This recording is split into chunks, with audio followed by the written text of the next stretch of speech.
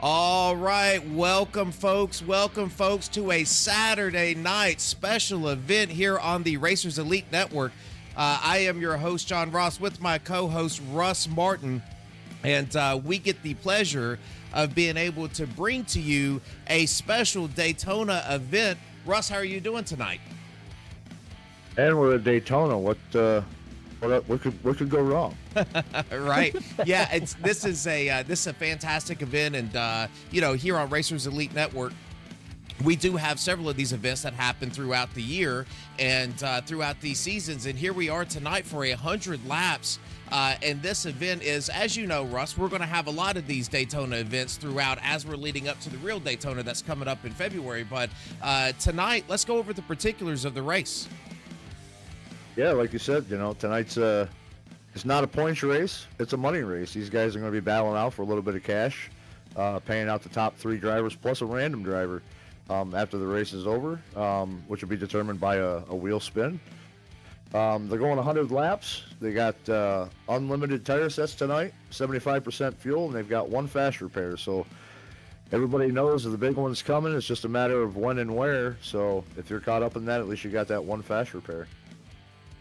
Yeah, that is going to happen tonight. As you know, we're going to have 29 drivers that's going to take the green flag, and we do have some very familiar faces that you'll see on the lineup tonight, all of your normal Racers Elite drivers, but we do have some special people coming in and racing with us. So, as you kind of mix that field up, you really never know what you're going to get when you put some other drivers there. So, Russ, in your mind, what are we looking for here? Are we looking to settle in early, try to save that fast repair to the end, or are we going to get out there and try to lead this thing?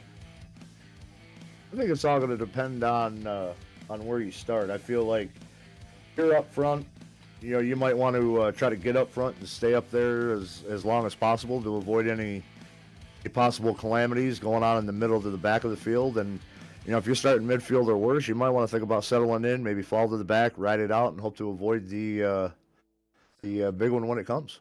Yeah, and that is definitely going to be coming at Daytona, and that's what makes these events so great. Is you're going to have those big wrecks. Everybody can get into a pack. We do have a fast repair, 75% fuel, and as you can look here at Daytona, we're going to be 81 degrees today for our race. Again, this is going to be a 100-lap event. And we certainly appreciate not only Andrew for putting this on with Racers Elite, but opening this up to the public too. So it's going to be a pretty special event here on the Racers Elite Network. Again, if you are interested in racing for this league, just make sure that you follow us. You can go onto our website at racerselite.com. We also have a Facebook page here at Racers Elite.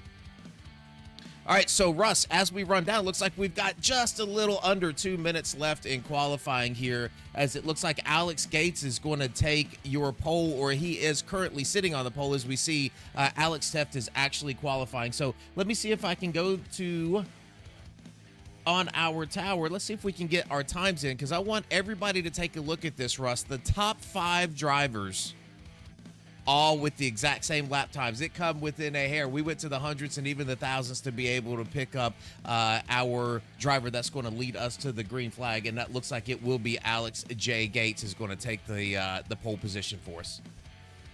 Yeah, I mean, top 5 separated by 7/100ths of a second, I believe. 49.461 for Alex as current pole sitter, and then P5 is at a 468. So, very close, tight qualifying session we got going on now. Yeah, I do think that you're also going to find, you're going to see a couple of drivers that run the Racers Elite series throughout the week. You're going to see them pair up. But you're also going to see some of those new drivers that have come in just for this race. They're going to try to find some sort of a drafting partner pretty soon and early on in that race. And I do believe that you're going to see some drivers start to maneuver around, some fall all the way to the back. But like you said, I mean, this is a paid race. The top 3 drivers are going to get some cash, and then they're going to have a random drawing. So just because that driver does not finish in the top 3 does not mean that you are not able to get a little cash out of this race. Yeah, and that's good news for all these drivers. I mean, it was a $10 entry fee to get into this race, and looking by the number of drivers, it looks like the payout spots for the top 3 plus a random It looks like it's going to be a 70 to $75 payout for those top three finishers plus the one random. Yeah, this is going to be pretty impressive. I can't wait to get this thing rolling, as it looks like we have all goose eggs here on our qualifying tower. So as soon as they start to gear up, let's see if we can't go into qualifying and really give us a rundown. So let's just see here on our qualifying tower. As you can see, like we talked about before, Alex is going to take your pole position. Garrett's going to be in second. Aaron Roth in third. Brandon Honeycutt in fourth. Dakota Todd fifth. Nathan sixth. Peyton seventh. Alex Teft in eighth. Brian LaPratte in ninth. And Kirby Wainscott is going to be in 10th. And it looks like Truth Hoke is going to start in P11. Jimmy Walker going to start beside him at P12. Then you got Matthew Beeman in 13th, Jason Reif in 14th, Dawson Olferts going to start in P15, Terry Fennell in 16th, Sean English going to start in P17. We've got Dale Prokop Valuecat starting in P18, Cody Benelli in 19th, and Leroy Koblenz going to round out the top 20. All right, and then 21st is going to be Talon. Landon Huffman is going to start 22nd on the grid. Pete Polini in 23rd. Richard Ode in 24th. Andrew's going to start in 25th. Trey Ambrose is going to be 26th. Kinsley Smith 27th. And then Jason is going to round out your field here in 28th. So pretty exciting things. I do believe, I haven't really been a part of a whole lot of running these special events. So, I would say that the nerves are going to be pretty high. Trying to get yourself settled in as soon as possible is going to become extremely important. So I don't know. What are you looking for here, Russ? Like if you get out here again, are we just looking for really what we think is going to happen throughout this race, trying to find a dancing partner? How would you go about this thing? Yeah, I mean, if you don't necessarily happen to have any teammates out there, old Daryl Waltrip always put out that word of co-opetition. Yeah. You want to try to find that one driver that you could be comfortable running with, because I mean, you definitely want to have a tag team partner come the end of this thing, and hopefully that driver that you find is still there at the end of it. Like you said, it's Daytona, the big one's coming. We just don't know when, don't know where, but. If you can make it through that, make it to the end, and have yourself a running partner, you have a really good shot at winning this thing.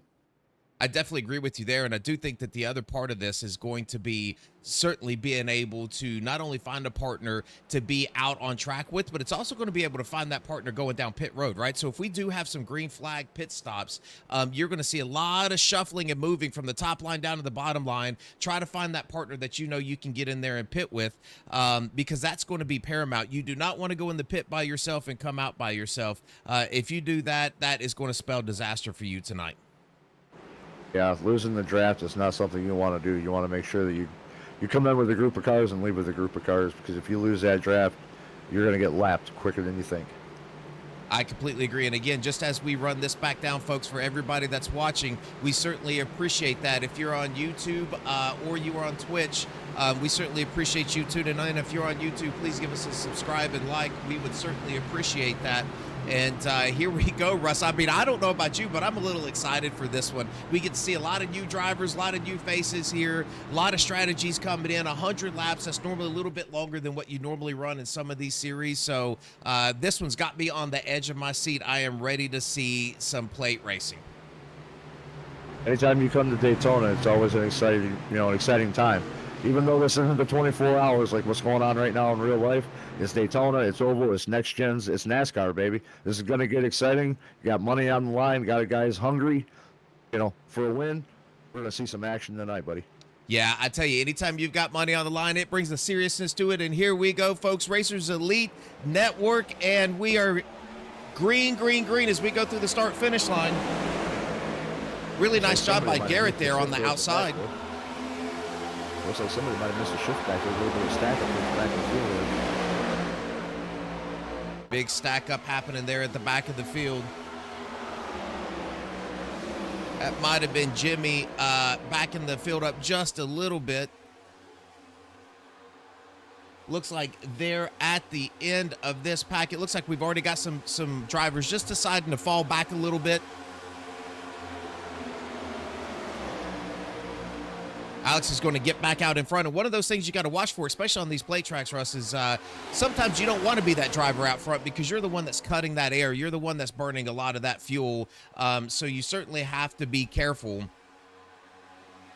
and make sure that you're going to be good on fuel and be able to go in where the other drivers want to pit. Yeah, absolutely. You burn through more fuel being a lead car in a pack. Usually it's about the third car in line is going to get about probably the best fuel mileage that you can in a draft. But one thing about these cars too is, you know, you can get up there and you can push that car in front of you, but you also got to watch that water temperature. You can literally latch onto the back of the car in front of you the entire length of these straightaways, because you don't want to do it for long, because you don't want to overheat that engine. Yeah, and as you can see here, we've already got 2 packs forming, as it looks like this 19 driver is going to start falling back just a little bit. But again, you know, you've got this pack. There's Andrew Teff there. I can see him. Kinsley Smith in that pack as well. Dennis Kane in that pack. And this second pack, again, they're just going to sit back and ride. That was a little bit on that checkup. They're going to try to catch up to the front of this. But I believe this pack is big enough here, Russ, where if they can get lined up and everybody get nose to tail, I believe they're going to be just fine. Yeah, I think so too. I mean, you know, there's multiple packs all throughout this, throughout this track. I mean, you've got the main group up front there. You've got a whole nother pack in the back. As long as you stay in the draft, you know, if you see a caution or anything like that, you know, you're going to be right back in it. But the main thing is just staying in some kind of a draft. Absolutely. As we're going to switch this timing tower around just a little bit, because we want to be able to show everyone not just the lap times, but the actual grid times and how far or back they are. So we're going to have to reset that if we can. But yeah, so we are already 4 laps in. We're going to move back up front. Take a look at this pack as we are 2 by 2. You can see Brandon Honeycutt already starting to put his stamp, or trying to put his stamp on this race, as he's going to start moving this outside line. You've got the 1 car right behind him, trying to push him to a win. As you can see, Brandon Honeycutt already having a little bit of a blinking issue here tonight. Yeah, good old Brandon Horseshoe there is going to be the running joke for me now moving forward. You know, he's up there on that outside line, and he's trying to make something work up there. But Alex Gates there from Tuesday night's truck race, you know, he was the biggest mover at one point. So, you know, he's definitely got some speed, and if he can get some help, you know, and keep him up front there, he might be a contender come the end of this thing too. Absolutely. So it looks like we're going to have a bit of a fallback from one of the drivers at the tail end of this this pack, and we're going to see if we can get back to him. We're going to keep moving back and take a look at all of these drivers as we can go around. There's Truth Hoke there in the 55, the 5 machine right behind us. It looks like, no, we've got everybody lined up here, Russ. It looks like they're going to start lining out just a little bit. They might be trying to put together a nice little run to try to avoid this second pack, which it looks like in the back of this pack, they're actually looking a little 3 wide early on in this race. Let's see if we can get back here and take a look at them. Yeah, they're not settling in at all back there. If I was back in there, I'd be telling these guys, hey, let's settle in. Let's get into a 1-car formation, and let's try to catch this front pack, because you got a couple of these guys in the back of that front pack that are slowly falling off, and if you can catch the draft of them guys, you can pull right back up to this main draft pretty quick too. Absolutely, and what you're looking for if you're leading this second pack is hoping that front pack still stays 2 by 2. We're going to go right back up here up front. As you can see, the 77 car, Alex Gates getting a little out of shape, and it looks like he's going to fall back to the back of this line. As now Alex Teff is going to start driving on the outside of this. Emerson's on the low line. Brandon Honeycutt pushing Emerson. He doesn't have a whole lot of help on that third car behind him, but it looks like that bottom line forming up pretty nice, and you've got about 4 drivers on this top line trying to push it ahead. Yeah, as long as you can form it up, you know, these lines will progress fairly well here at Daytona. But you know, there's kind of been a little speculation that the top side usually always has an advantage. But I tell you, you know, if any of these lines get really formed up, you know, even the bottom side, you can get moving and leave that outside line and force them towards the back. Yeah, I completely agree with you. And it looks like, you know, we haven't seen a whole lot of side drafting yet. That is going to come.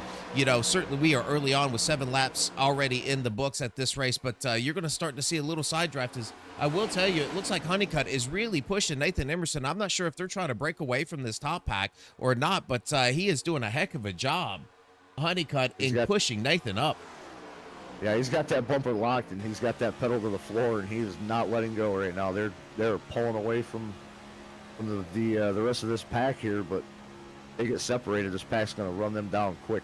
Yeah, and like we talk about on every one of these tracks where you were wide open, really, you can see Brandon Honeycutt just sneaking down to the bottom, trying to get a little clean air through the nose of that car because these next-gen cars will overheat if you just stay bumper to bumper with somebody and try to push them. But what Brandon will try to do when he gets a good run is he is going to try to take that center line through of his windshield, and he's going to try to hit that camera on the back of that car, and that's where his push line is going to be. But they really struggle here, especially these next gens, if you don't have a car behind you, because it looks like now Alex Teft has started to push up that third car in line.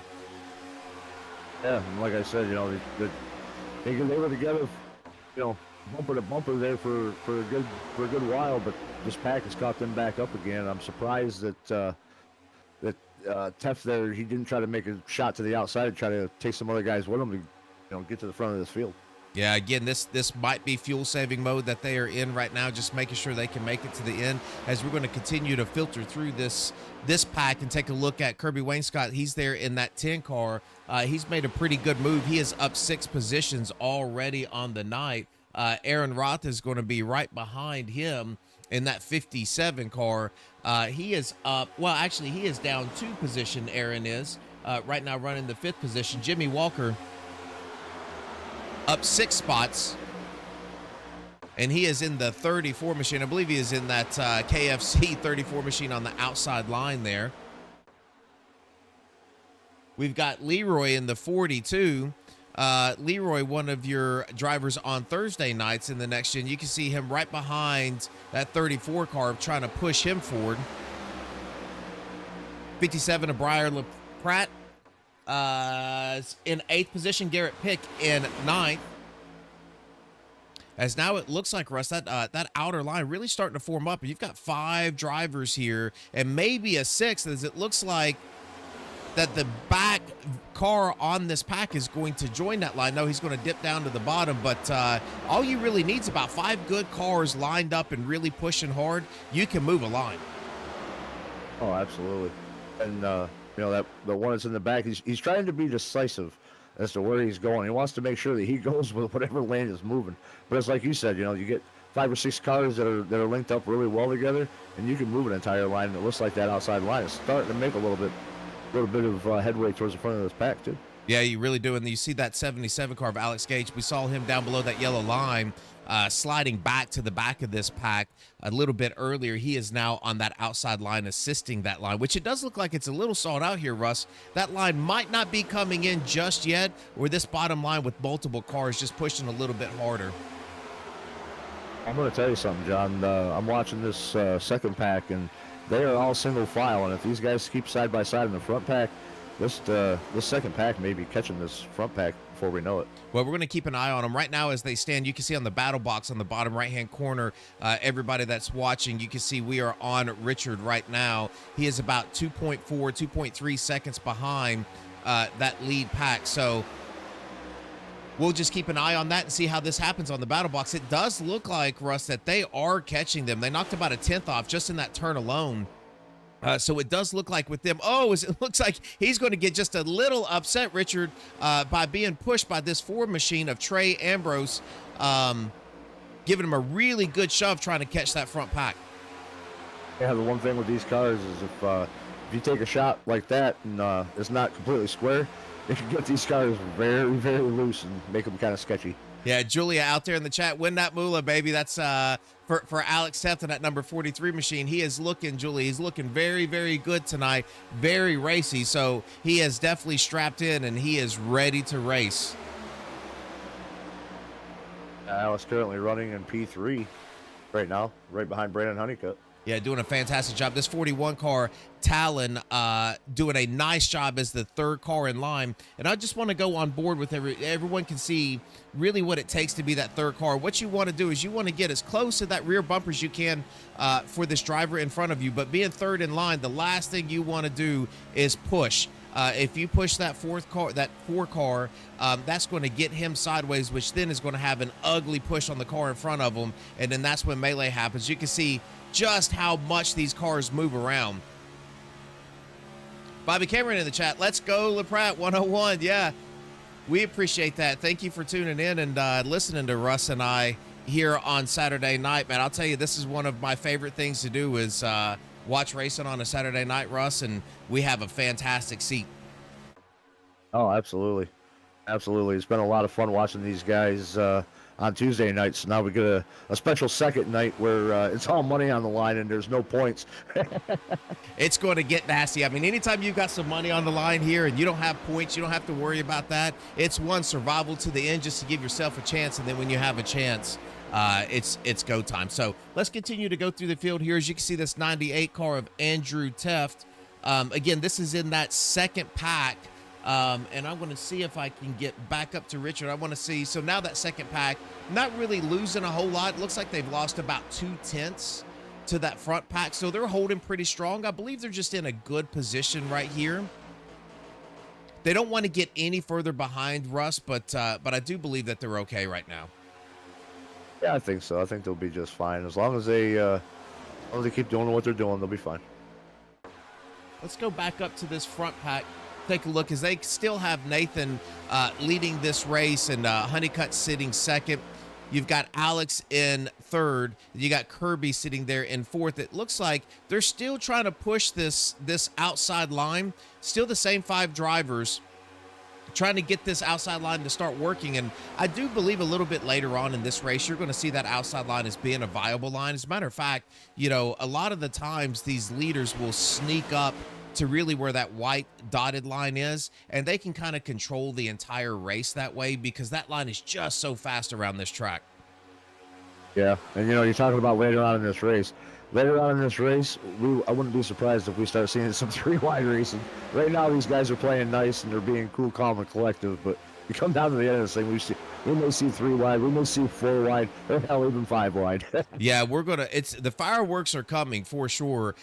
This is kind of the calm before the storm as everybody really, this is the chess match part of a Daytona, Talladega, even a New Atlanta race, right? Which is positioning and maneuvering yourself in the best spot that you possibly can be, and trying to find out who your dance partner is. I know that Alex Teft and Andrew Teft, they're going to work together. Kirby Wainscott is on that Racers Elite Chicken Coop race team. He's going to be working with Andrew and Alex. You got Brandon Honeycutt. I know his partner is Kinsley Smith in that second pack, so you know they're going to come in and pit together. So it's being able to find who you can trust, who you can lean on.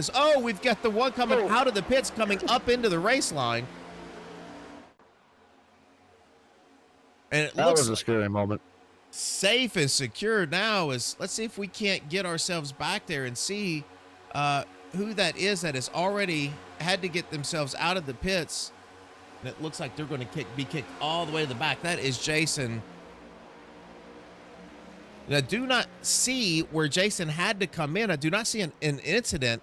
So I'm not sure exactly what happened. Now, I can tell you, Russ, if you get behind somebody and you get that oil pressure up, you can blow an engine here and have to come in. That could have been what happened here to Jason. Yeah, maybe, or you know, maybe he just got loose, heated the tires up, just decided to come down and take more tires because, you know, they do have unlimited tire sets. But hard to tell what went wrong there. Yeah. As we continue to go back up front, looking at Emerson again, still leading. Honeycutt right on that back bumper, pushing him forward. Alex Teft about a car and a half off, as it looks like he's going to take a little bit of a late entry into that turn. But he is still on as this bottom line continuing to form up, Russ. As you can see now, there is no more 2x2.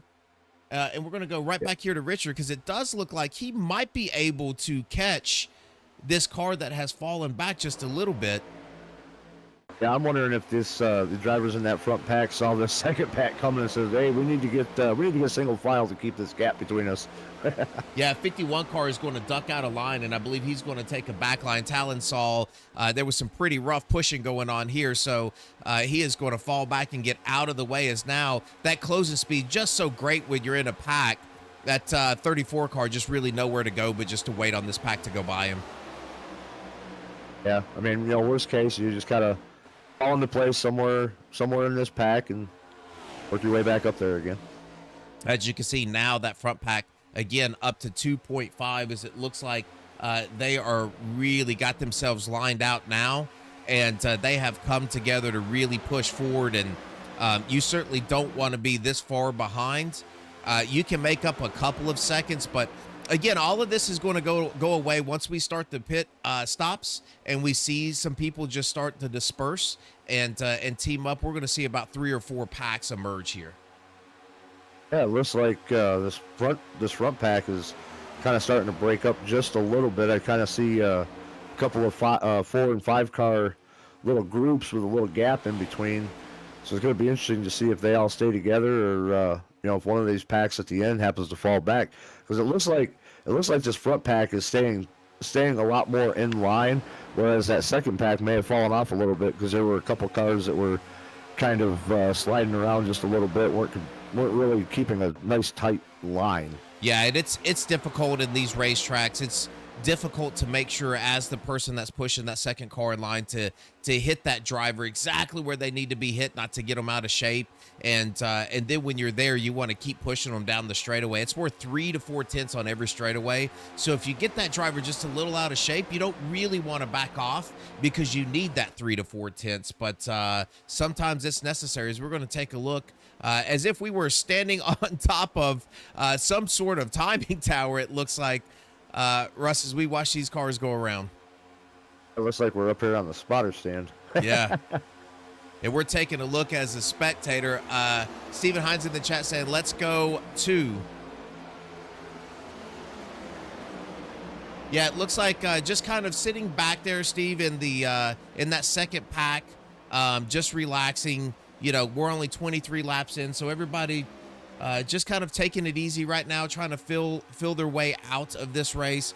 Now, I will tell you, when these pit stops start, you will see that this number 1 car is going to have to come in before some of these other drivers behind him. If you're the one cutting through this air, and even for that matter, Richard, at the front of this pack, the second pack is going to be in the same position as that 1 car. Having to cut through that air is really burning a lot of fuel for them, to the tune, really, Russ, in 75% fuel. I could say possibly 2 laps sooner than that car behind him.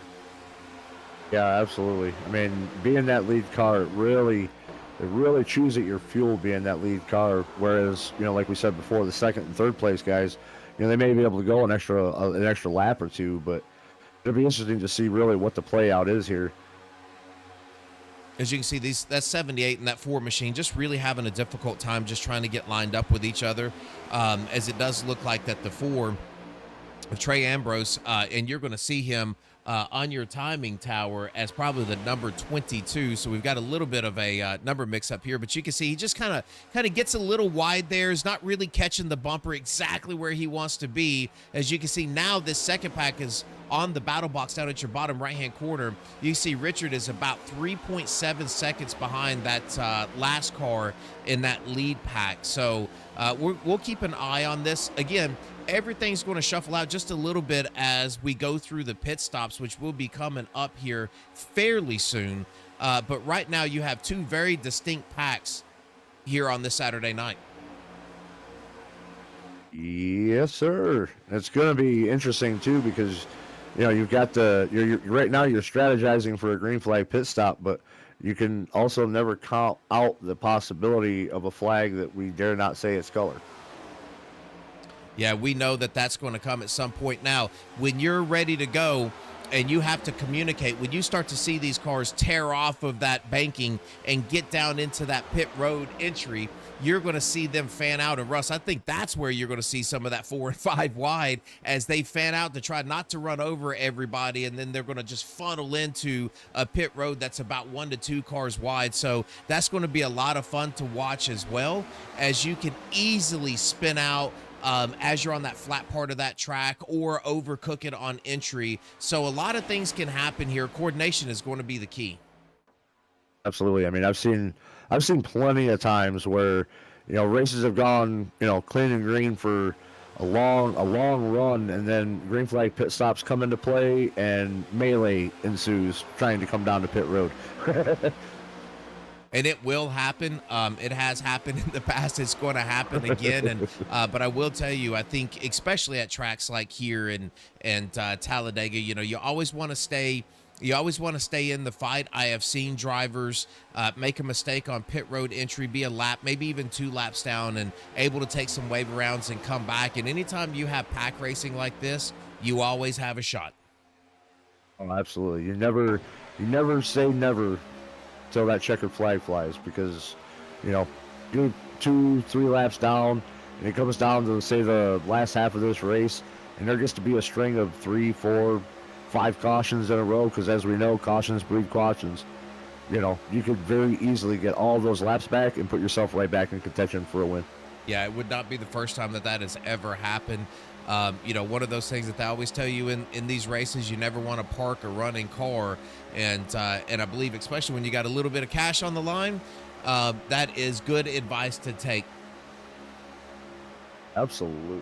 We're going to go back and check on the second pack again, as now the gap is 4.22 seconds. So we're going to keep that, keep this kind of registered for you so that you can see what this second pack is doing. And if we're going to just kind of roll through this second pack. Again, we talked about Trey Ambrose. That's right behind of Richard. Pete is going to be, we saw that 51 car kind of duck out of line. Pete took that spot over here in the 47 machine, so he is going to be running in 16th position, but he is going to be third in this line. Andrew Teft, again, running behind him. Jimmy Walker is going to be in that 34 machine. He was really leading that outside line, Russ, early on in that first pack, and somehow something happened to him and he lost that front pack, but he was able to filter in here. Yeah, like we said, you break off from one pack and you can always filter into another, and that's exactly what happened with him, with the catching in with his second pack. Yeah, and we talked about a little bit before about teammates and finding your dancing partner, and I can tell you, as we see some cars starting to come down in the pits right now, Nathan Emerson down, he is going to go. Brandon Honeycutt is going to follow him. So those couple of laps short on fuel, it did not matter because Brandon's going to come down and pit with him. So first pack in, first drivers, that's 30 laps. We're going to go back up here because Alex Teft is going to take this lead over, and you're probably going to see Alex start to peel off here as him and Kirby are going to try to find a good spot to come in and pit. Yeah, this is where it's going to get interesting, because you're going to have multiple groups breaking off to come down pit road, and this is where things could potentially start getting spread out around this big Daytona International Speedway. Yeah, and I agree, and that's what's going to happen. As you can see now, you can see that first group of cars that come down pit road are going to be getting past here on the backstretch. As we're going to wait now, we have already went 1 lap. We're potentially going to go 2 laps past this other group, and really the big deal is you can see them now just at full song going to be able to blow right by these drivers. They are not going to be able to catch the tail end of that. And it does look like Jason, who was a couple laps down early, went in the pits with that group. Oh, like we said, you want to keep yourself with a group of cars, and even though he came down early, that would have left him all by himself out on that track while everybody else was coming down to pit. So, might as well. I mean, if you're only 1 lap down, you might as well play it out and come in with a group of cars, and again, hope that something happens where you can still get your lap back and put yourself back into this thing. As it looks like we got one going through the grass on the front stretch. Yeah, he did pop back up. That is going to be the 34 machine, who has already come down and taken his pit stop. But let's go through these pits, as it looked like your 77 machine, along with Alex and Kirby, have come in. The 47 machine that was in that second pack come in solo, and then you got 2 additional drivers here on the backside that are coming in for their pit stop. So, Russ, I believe this is going to be very, very broken up by the time we get back out, as it looks like Garrett is going to take over your lead with the 20 car right behind him. Again, that 34 machine that got loose and was in the grass is now going to take the high side. Garrett, and all of these drivers are saving fuel. I mean, we're at 33. They're looking at going 34 laps here on that first tank. Yeah, I was saying that's just a testament to what we were talking about earlier with being, not being that lead car of in a pack. You're able to save a little bit more fuel, able to go a little bit of a longer distance. So it's going to be interesting to see how this shakes out after all the green flag pit stops have been completed. as to see, who's going to remain out front. I do agree. I believe that this duo here, as you can see, they are in front of that lead pack. Could potentially be your leaders. As here you go. Here's the fan out, folks. As you can see, 4 drivers coming in. It's going to get really narrow right here. As you can see, a lockup. That 5 car locking up, going through the bottom side of those pits.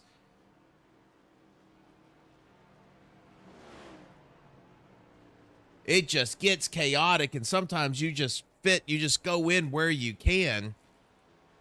And there they go. It's chaotic. Chaotic coming to pit road is chaotic on the track too, as you got all these guys coming out of pit road with these smaller groups of cars that are already up to full speed, trying to duck and dive and dodge them as they're trying to make their passes on them. Yeah, it does look like right now, my timing tower showing Truth Hoke as your leader right now. Peyton Strickland is going to be in second with Garrett third. Matthew Beeman is going to be in fourth, and Dakota Todd in fifth. So it looks like now you can see Truth coming down for his pit stop. And here's the problem, Russ. Truth is all by himself. I was just going to say, nobody is coming with him, and that's going to be a problem for him because he's not going to have any kind of a tag team partner to go back out on that track with. Yeah, that is going to be difficult, as now you can see that 34 machine probably going to be a lap down as the 20 car of Strickland going underneath.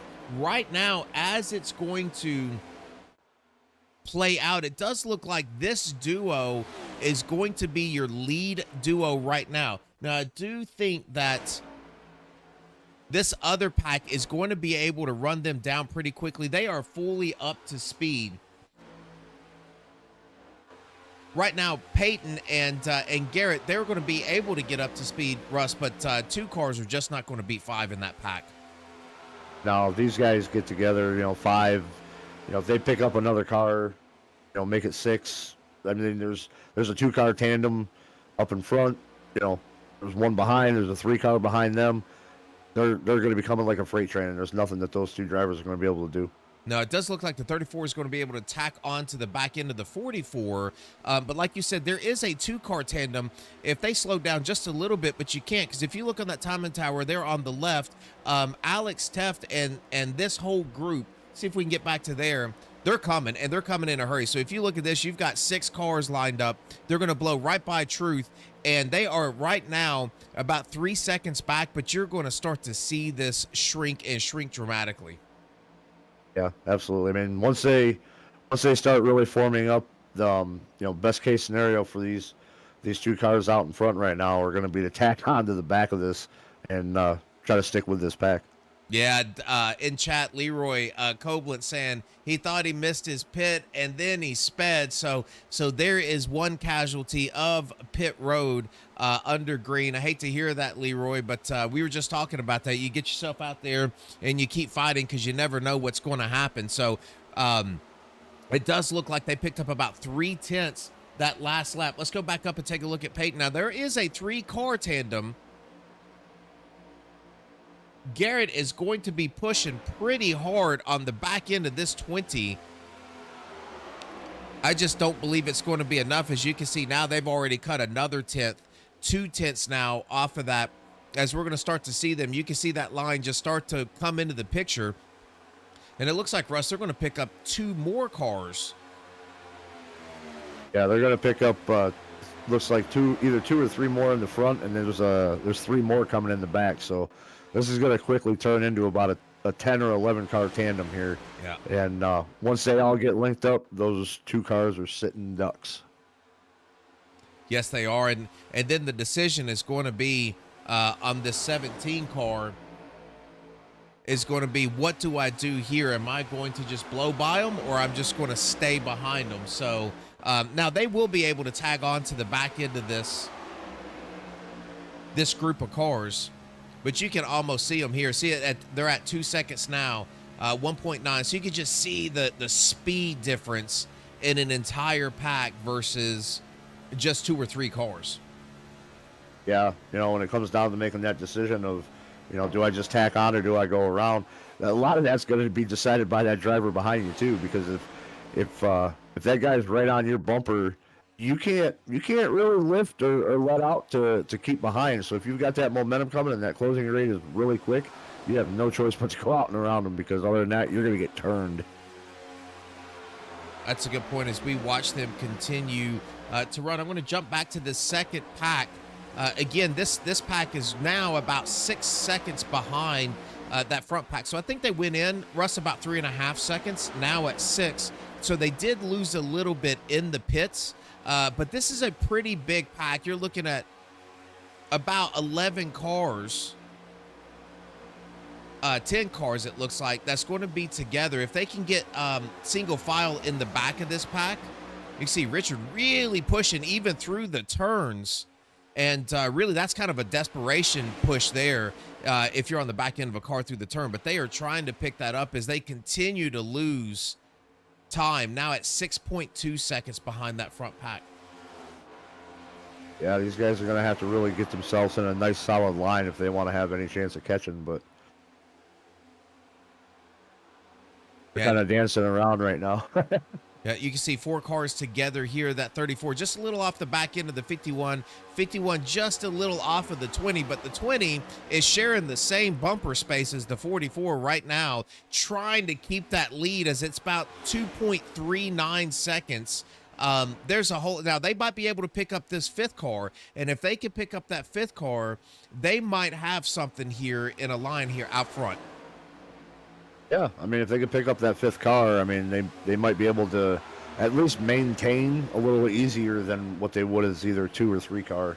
Yeah, looks like the speed difference is just too big, and the 34 is now fallen off of the back end of them as well. So you can see they are almost sharing the same screen space as now 17, the 43, the 10, 77 leading this second pack to try to catch those leaders. Looks like now, it looks like they did lose a little bit of time here, 2.76 seconds back to those leaders. So really Peyton Strickland and that 51 car really pushing this 44 machine well. Yeah, it's kind of surprising that they've been able to hold this size of a gap for that long, just being the small little pack that they are. But again, it's kind of a little bit of a testament to this second little pack, or the second pack here, not really holding a solid line. I mean, I've seen a couple of drivers checking out and kind of falling to the back, but I mean, it's also, one driver I noticed, he fell to the back to pick up one of his teammates. So now they're back up on the high side, and this second pack's going to start going too wide, and that's not going to help them catch those 4 cars in front of them. No, I agree, and you can see that 44 car moving out, and folks, really what that is probably about is one of 2 things. One, they're trying to share the fuel load out front, so that 44 car run a couple of laps out front and then switch positions. It is that, Russ, and then you're probably going to have a continual overheating issue in that 20 car. He's been pushing so hard that they want to keep him out front now and get him some clean air, cool that car down, and you might see them switch back as this goes. But I can tell you, as we're looking at this 4 car pack, which was a 3 car, is walking away from this second pack at 3.8 seconds up now.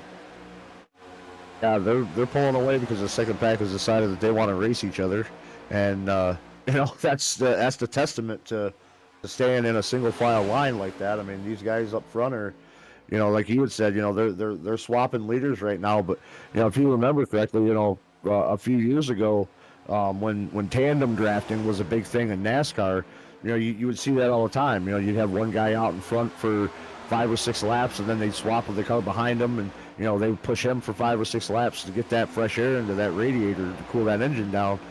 And that's kind of what these guys are doing. But these guys running side by side aren't helping their cause right now, as that 4 car pack is pulling away. Yep. There are still some fireworks to come, and I do believe you're going to see this accordion happen where you've got all these cars out front, as it does look like now Alex Teft and Kirby Wainscott, Brandon Honeycutt, it looks like Kinsley Smith has found Brandon Honeycutt, and they are now going to, looks like they're going to try to form up and see if they can run these drivers down. But that front pack doing a fantastic job. Only have 3 or 4 cars in that pack. But now it looks like, Russ, they are trying to figure some stuff out, and they're trying to go single file. I do want to move ourselves back to this next pack. This field is broken up into 3 distinctive groups now at this point. Yes, it is. Some fantastic races. You can see these same drivers that were in that second pack that is now essentially going to be your third pack of drivers, being led by Dawson. It's being led by Landon. Dawson right behind Landon, that 84 car. Andrew Tefton, the 98. And it does look like they're about 3.5 seconds off of the back of Dakota Todd. So they're doing fantastic. They are lined up really pushing, and they are coming. Now, if they can get together with that second pack, I do believe those leaders are not going to be able to sneak away too much further. No, not at all. And that's something I've kind of been watching is this third group being led by Landon Huffman. I mean, I don't know if anybody out there really knows, but Landon Huffman drives a late model in the NASCAR Advanced Auto Parts Weekly Series, and he's a very acclaimed driver in that series. So it's nice to have him out here. It'd be interesting to see what he could do with these next gens. Yeah, there he is in that 24 machine, William Byron machine, eBay Motors machine, leading this third pack now, as it looks like that. It looks like that is this top group of cars now putting about 3.5 seconds. So it's stabilized just a little bit from that second pack. And I do believe that Alex and Brandon Kinsley, they were all trying to line up. Now we've got things figured out here, Russ. Now we're in a line as these 4-5 top front cars pushing this pack. Looks like now they're starting to run them down. They put about 3/10 on them that lap. Yeah, once they get themselves in line, they're definitely going to be able to notice that they're picking up speed and they're going to catch this front group. It may take 5-10 laps, but as long as they can keep themselves in a nice solid single file line, they should have no problem running these front 4 cars down. Yeah, and don't look now, Russ. We are almost halfway through, and they can see them out front. So if we go on board with Alex, now let's just take a lap around. And really what Alex is trying to do is be predictable. You know, when you're on these tracks, you want to make sure that the person behind you can predict where you're going to go. So Alex's job as the lead car here is to pin that car right down. And you can almost see the rear end moving on this car as he's getting pushed. And we're going to actually turn this up because I want you to hear it down the front stretch where you can actually hear the car picking up RPMs as it's getting pushed.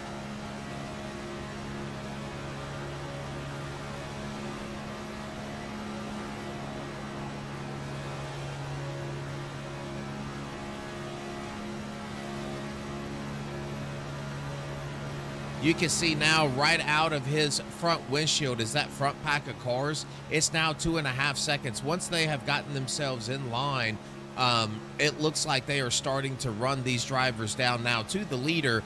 3.1 seconds to the back end of that front line. You can hear it. You can hear the RPMs going up now as Brandon now pushing him up to 8,800 RPMs going into this turn. But again, Alex's job here is just to be predictable, keep that back bumper as steady as possible so that Brandon can get a good run and push him up here toward this front pack. Yeah, the leaders swapped positions again, so they were that 4-car pack up front was kind of broken up a little bit again, which could be part of the reason why the second pack is gained as much as they did on them. So it'd be interesting to see if they can continue to gain or if it was just looks like they're changing positions again. Yeah, these leaders are swapping positions pretty often. Yeah, I'm just watching Kinsley Smith here up 22 positions from where he started. So certainly one of your drivers that runs a lot of this pack type of tracks, as he's going to get just a little bit out of shape and get away from them, but they are definitely catching now. 1.62 Terry, and he is on the back end of that lead pack. So they are certainly running that pack down now. Yeah, they should get there here probably in the next couple of laps if these leaders keep breaking up. I mean, you can see the 44 car keep poking his nose out there to the right side, try to get a little bit of air into that radiator to cool his engine down a little bit before he tags back onto the back end of that number 20. But more and more that they do that allows that second pack to catch up. Yeah, now I'll tell you, Russ, one of the issues I believe that the 44 is having trouble with right now is, especially in these next gens, what you want to do is almost glue your front bumper to the rear bumper, that 20, So instead of just kind of hitting and hitting and backing off, you want to do exactly what he's doing right now, which is just stay glued right on that bumper. And what happens, that 51 car backs off of him just a little bit, and he'll get those surges of speed to get up there. But it's what they call the bubble. If you're just a 2-car tandem, you get in that bubble where you can't suck up close enough to get any pushing done. You really need that 51 car to come on and help them push. As you can see now, they're going to switch positions yet again. Yeah, they've been swapping. Looks like about every 2 to 3 laps maybe. But John, we're closing in on a second round of pit stops. It looks like too. I mean, we're at lap 52. We're just past halfway. The first round of pit stops started at about lap 30. So it looks like maybe we're about 8 laps away from seeing cars on pit road again. Yeah, I think so. As you can see now, Landon's still leading this third pack. Now this will be pack number 3 with Andrew Teft right behind him. And it looks like we've got a couple of drivers that have fallen off. This was an 11-car pack, and now it looks like we have only about 8 cars in this pack. And right now they were about 3 seconds off of the back end of Terry, who is a lap down, to being able to catch him. But again, as these cars continue to drop, it looks like the 19 in danger of losing this pack if he doesn't get that car rolling, and that's going to shrink this pack down to 7 cars. Yeah, once you get down, I mean that second pack has got about 13 cars in it right now, and if you keep losing cars out of your pack, you're definitely not going to gain any time. So, you're kind of riding it out, and like I said, we got another round of pit stops coming. Maybe you make a pit road strategy, to maybe try to help your cause a little bit, get you back up towards the front, into that front Yep. second pack. Maybe take 2 tires, or tire wear really isn't much of a problem here at Daytona. So maybe you take a gamble and you go 2-tire on a pit stop just to get yourself back up with more cars.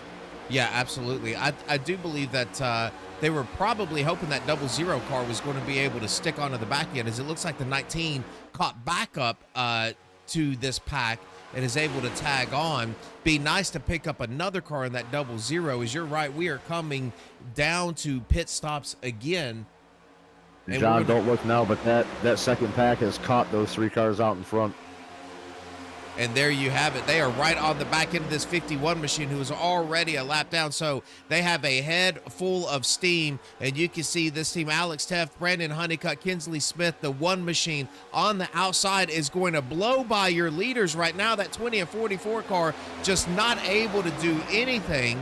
Now, you are going to see them start to pull back just a little bit as they start to catch a little bit of the side draft. But 51 now dumping those 2 cars and getting onto that high line.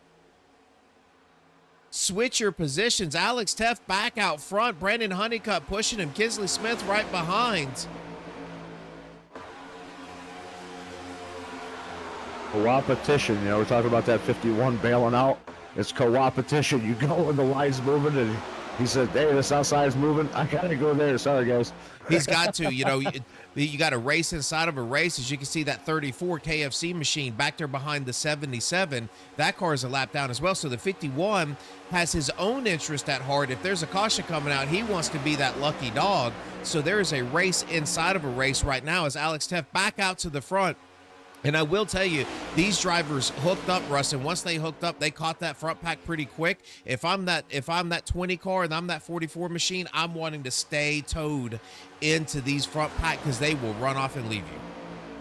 Oh, absolutely. You want to make sure you catch on to that draft and stay with these guys, because once you're gone, you're gone. You're going to fall back to that now the second group back there, and I think now the front pack has picked up these extra cars. It's going to be really hard for that second group back there with their 7 cars to gain much of anything on the rest of this field. Not only is that going to be a problem, but these 2 gentlemen right here, Pete and Trey, running in that second pack. If you remember, before that first round of pit stops, this is a tandem group that's out here. Maybe some pit road trouble that they had. Maybe they just lost the draft. But the issue is now, as you can see, Alex Teft, only 5.3 seconds away from these two drivers right here to go a lap down. And that's going to give some struggles to your 51 machine as well, because he's going to want to stay up there. If they start to pass these drivers, 51 wants to go with them to make sure that he is still the lucky dog. Absolutely. Yeah. You see those cars coming and you know that they're going to go a lap down. You want to stay with these front four cars and work your way by them too. Because like you said, lucky dog, caution comes out, you get that lap back and put you right back in that game. So you want to do whatever you can to manage your own race. Yeah. And as you look now, we are about, they're losing around 7/10 a second a lap to that pack that has now formed up, that lead pack. So really what Pete and Trey are hoping for is to get themselves in a position where maybe some pit road stops happen fairly soon and they can get lumped in with another group of drivers. But as it stands right now, they're going to need some dancing partners, because if they don't have that, they are in danger. As now, Alex, less than 4 seconds back to being able to put these gentlemen a lap down. Yeah, and we're closing in on lap 60. Like I said, they first round of pit stops came in at around lap 30, so we're maybe a lap or two away from seeing the second round of pit stops starting. I agree. The 20 is going to touch the apron just a little bit, get a little bit loose as he's trying to go underneath of the one car getting hung out to dry.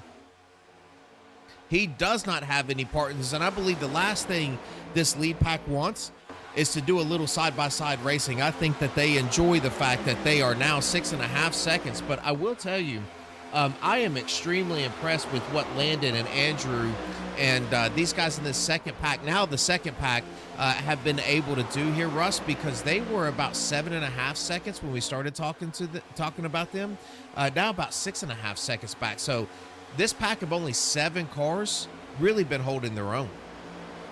Yeah, it looks like they're just they're keeping a nice tight formation, single file line. They're not dancing around quite as much as this front pack is. But as we see cars breaking off now, second round of green flag pit stops are starting. Oh my goodness! Like oh, I thought we were gonna have calamity there for a second. Wow, look at these. Oh, and you do have a little calamity. The 17 is going to get off of the track. I think no harm, no foul there. As you can see, they are still double file coming down the pit road entry. Now, again, you're going to see some of these drivers might get held. Even that 17, as he's going to roll through his pit stop just a little bit and have to back up. That is death to him, unfortunately. Kinsley Smith out. Alex Teft out really quickly. Brandon Honeycutt out. All great pit stops. Yeah, those are really quick pit stops. It makes me wonder, did they just take fuel, or did they take fuel on maybe right sides only? Those were awfully quick for 4-tire stops. Yeah, I can tell you just from running a ton of these races, honestly, if you're under green flag, I take no tires, just get out there and run. As you can see, that 17 is in fact being held. So is that 34 car behind them. These drivers coming in at the same time everybody else does. You can see they're being held right now, Russ. So unfortunately for them, they're going to get that speeding penalty. Peyton Strickland's going to take your lead over. Again, now Garrett is going to be in second. So the 20 and the 44 machine really working fantastic together. They are back around each other with the 51 back out front. Yeah, I don't know if they're, if they're teammates, outside of a race like this, but those two guys are definitely teammates right now, because they've determined that they can run well together and just stick it out to the end with each other. You found your dancing partner, it looks like. Yeah, it looks like they have found some pretty good partners. You can see Kirby Wainscott, Leroy Koblenz in that group. A little pack of 4 as this lead pack is coming up on them now. Talon in that pack as well. 34 machine coming out after that speeding penalty. That is really going to hurt his night. As you can see, Leroy starting to work his way up and get out of that lead draft. And now the best thing you can hope for is this 20 and 44 car getting in this pack with these cars that might be either on the tail end of the lead lap or a lap down is perfect for them, Russ, because they can sit here and save tire and run fantastic lap times. Yeah, absolutely. And save a little bit of fuel too. That's exactly what they're thinking right now, is if they can just stick here and that is going to be your 20 machine. So again, in this line of cars, that DeWalt 20 is going to be your leader. Your second place is right behind him in that 44, but they are in a fantastic position. They are in fuel saving mode, and they are in a pack that's going to continue to turn fantastic laps. You can see the 5 machine of Beeman is going to be in third. And oh, it looks like they're going to now start to come down pit road. And again, fan out 3 wide. We've got a blinker down at the bottom. Great entry by all of these drivers. So it was really close there for the 20 car for a moment. It looked like he was about to maybe get into the back end of that 51 car, which definitely would not have been good for either one of them. Great stop, rolls right to the pit stall. And he is going to change tires on that 20 machine. That is going to turn this lead over to Truth Hoke. Truth with the 77 machine right behind him, pushing him. 101 of LaPratte is going to be in second, but about 6 seconds behind. Andrew Teft is going to be right behind him. So the couple of drivers that were in that second group look like they have still stayed out, trying to stretch that fuel. Because really right now you're looking at a lot of drivers, Russ, I would think, at 66 laps. So you've got 34 to go. A lot of drivers can't make it. There might be a few that can. Yeah, it's going to depend on what you can do as far as saving some fuel. You know, I mean, we figure in, 30, 60, 90, you're looking at about maybe anywhere from 8 to 10 laps to go as a leader of a pack. But if you're in the middle of a pack, you might be able to save those 10 laps. You may not have to come back down pit road again for fuel. I believe you're going to see that right now with a couple of these drivers. Teft, Valaquette, both of those drivers, I believe, can make it right now. Even Truth Hoke with a shot to be able to make that, is now they're going to come in and pit, but they're going to come in and pit with 32 laps to go. Yeah, I mean, it's hopefully they can get back out and get themselves into a pack. But once again, these pit stops have kind of split this field apart a little bit. We've got 2-3 packs of cars that we're gonna try to run each other down again. Alex Teft again getting pushed by Brandon Honeycutt. These were the leaders of your initial pack that came in on that last green flag pit stop. So that is probably going to be your leaders when this all shuffles out. But I've got to tell you, that 43 car is going to have to come in and pit again, especially the more that he stays out. These two drivers at 13 and 15 car partners have done this a lot. They're probably looking back thinking now, how can they save a lap, 2 laps to be able to make it? I do believe that Valaquette and Teft in the 98 of Andrew are going to be able to make it without a whole lot of trouble. Yeah, it's quite possible. I mean, now we're seeing this front group breaking up just a little bit. The top 3 are kind of splitting away from the other 4, but maybe Honeycutt and Honeycutt and Kensley Smith, maybe they're thinking, hey, if we push this 43, make him go even faster, it's going to burn his fuel up even more to where we know he's got to come in. Maybe they can save enough and force him out, and maybe that'll put them in the catbird seat. Yeah, that is a fantastic point. There's all kinds of things that could happen, and we still have not had that big one or that thing that's going to wrap us back around and bunch us all up again, and so that's still something that could be in play as well. But right now, everybody's maneuvering. They are playing this chess match to get themselves ready for the end of this race as they continue to turn laps here.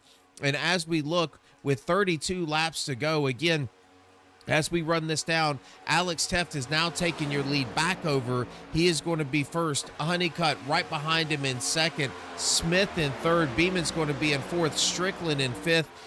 Pick is going to be in sixth. And I can tell you, those are the drivers at 20 and 44 working really well together. So far, this race have now caught back up to this lead pack. So this lead pack of 2, 4, 6, 7 drivers are going to try to stay in line and pull away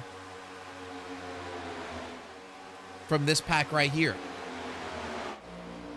As you can see now from Garrett, they're about 2.5 seconds up. Yeah, I was just saying, once again, these that front pack is kind of splitting up into 2 little individual packs. And they need to get together if they want to keep the second pack at bay. Yeah, I agree. So Talon is going to be leading that second. Let me see if I can get to Talon. Talon is a lap down, but he's going to be leading that second pack in that 960 machine right behind him. That's going to be Sean English. Aaron Roth is going to be right behind of Sean, and Nathan behind him. So this too is a pack of about 7 cars. So you've got 2 individual packs, the first pack and the second pack of 7 cars. It does look like we have a crash on the field. Let's see if we can go back and take a look at it. Oh, Alex. Like Alex. Coming out of pits. We can tell you what's going to happen here, and there it is. Oh, that's just a killer. Those cold tires and it's a little too much speed. So bumpy. You want to get a great exit out of the pits, and unfortunately, that is going to cost him dearly.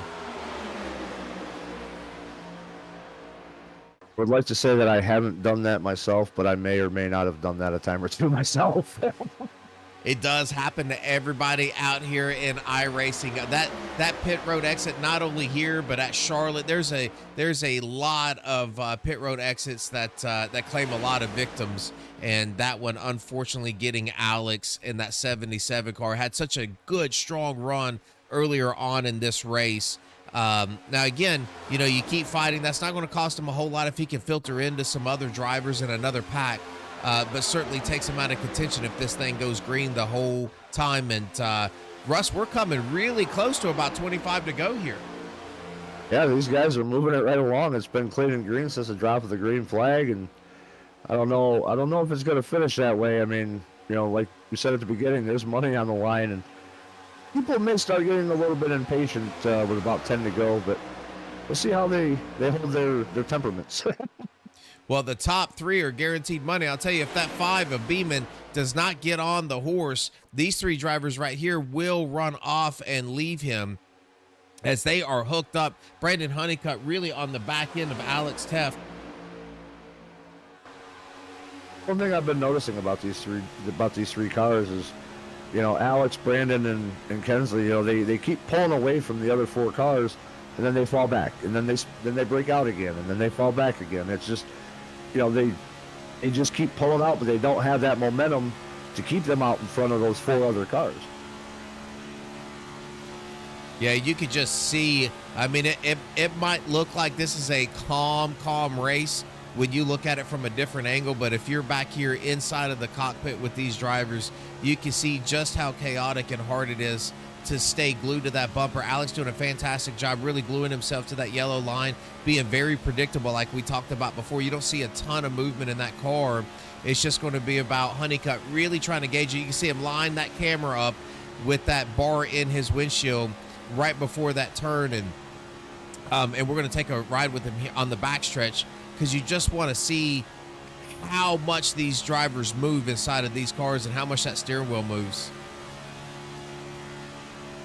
I'll tell you, every time he bumps Alex's wheel moves a little bit more than he'd like it to, because that car gets upset just enough to make you question whether or not you're going to be able to hold on to it. Yeah, don't make any mistake. You know, that will lift the rear end of this thing up. As you can see now, Beeman has fallen back to a 2.3 second gap, as now these 3 cars out front running to a couple of second gap to the back. That's hard to believe. And now this is only a 4-car tandem that's going on. So I do believe that those 3 out front now up to a 3.5 second lead. So those front 3 cars just checking out on the rest of this field. Yeah, and you know, that second pack is coming quick too. So they're gonna, you know, they could keep in single file. You know, they're gonna catch these 4 cars, and then it's gonna turn into an even bigger pack. So these 3 guys up front, you know, Alex and Brandon and Kensley, they want to get gone as quick as possible at this point, because once that other pack catches these 4 guys, they're going to have a lot more power to catch up to them. And gone they are, Russ. 5 seconds now You know, those drivers just doing a fantastic job hooking up. As you can see, Kinsley doing a great job. And I want to tell everybody just to make sure that you give Kinsley in that 15 car a lot of respect for what he's doing as a third car in line, because if he doesn't stay really plugged up underneath of Brandon's bumper without hitting him, then he can't really give that push to Alex. As you can see, really Honeycutt just motoring down the track with Alex in front of him. These drivers just putting on a show. Now 7 seconds up over that second group. Yeah, and they're still pulling away. You know, I'm watching the ticker up there. You know, and it's growing more and more and more every second. I mean, it's all 8 seconds now. I mean, they just keep pulling away. That is pretty amazing, as now you can see it just seems like this 5 car, something is really holding him back, as those other two now pulling away from that 5 car in a tandem break of their own. If this pack can get together, they can really roll, but it just seems like this 5 car is holding these packs up.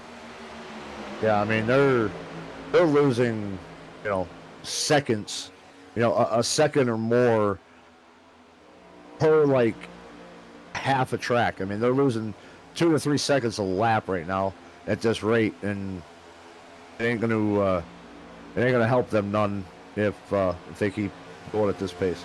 Yeah, 11 seconds back now to that second pack. We're going to go back here to this third pack where you've got Cody leading it with a couple of other drivers, Truth Hoke anchoring this pack of 4 drivers. And then behind them, you've got another pack of 4 drivers. So we've got quite a few. It looks like, Russ, that second pack is going to be your largest group of cars, but a lot of 4 and 5 pack cars.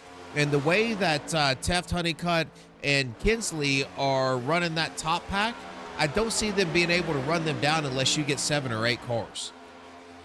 Yeah, I mean, they're just pulling away at an exponential rate at this point. I mean, it went from, you know, a second and a half to now 13 and a half seconds in a matter of 4 laps, 5 laps.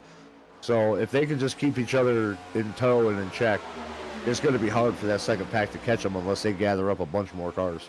Money on the line, folks. 22 laps to go. You've got this front pack of Alex, Teft, Brandon, Honeycutt, Kinsley Smith pulling away from the rest of this. But, Russ, we have to remember we got a couple of drivers I believe can make it. I do not believe that 43 machine is going to be able to make it as he's cutting through this air.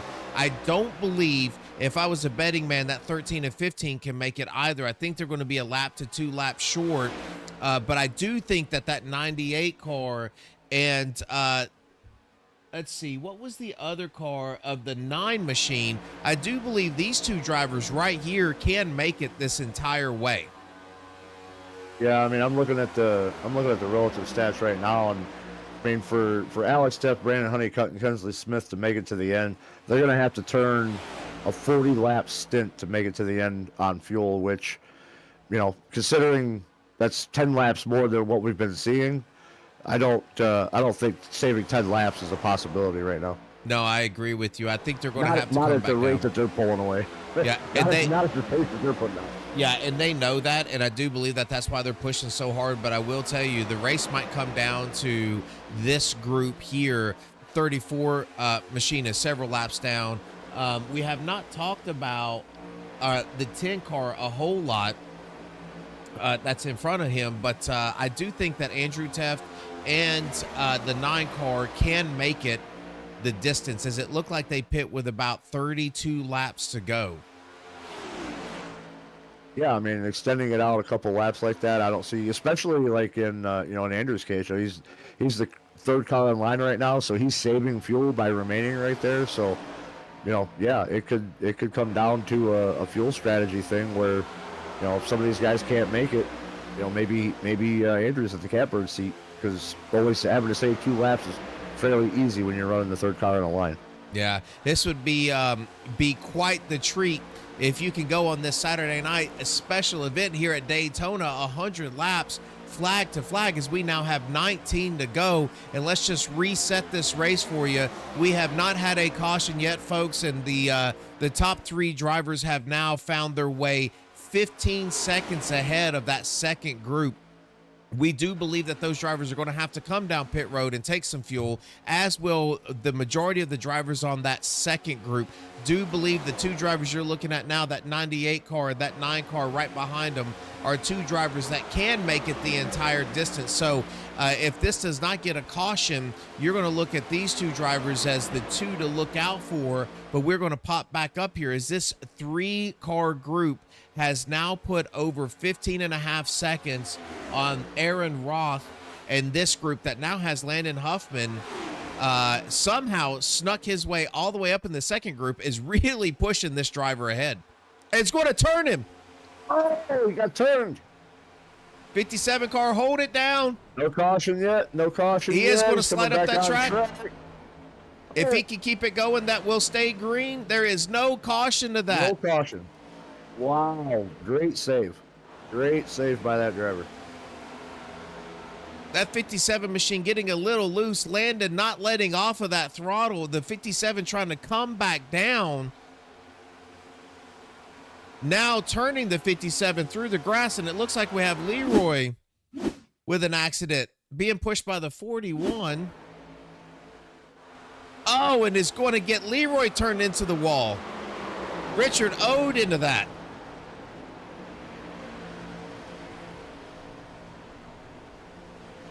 Just another bad push. Things starting to get a little chippy, Russ, as we see people making some hard pushes, trying to catch up. Laps are winding down. Tempos are starting to, or emotions are starting to rise. Oh, we got it. Wow, another close call for Landon Huffman back there. And the caution is now out. Caution is now out. Caution is now out. First caution of the entire race. That just throws pit strategy completely out the window. Now everybody will be able to come down pit road, and everybody will be able to make it to the end for sure. Now the fireworks are going to start, folks, as you are going to get 4 tires, and you're just going to go ahead and get about. We will have 3 green, white, checkered opportunities tonight, so you're going to have enough fuel to be able to push past those. But there you have it. So lots of calm until it starts to get down to the wire. And in true Talladega fashion, here we go. Man, it's things are starting to heat up now, bud. And now the question comes, you said come down and take 4 tires. Do you take 4 tires, or do you just come down and take fuel only? You're fuel only. You want track position at this point, I would say. I do believe this is what brought out the yellow flag, as I have not seen anything that would have caused that yet.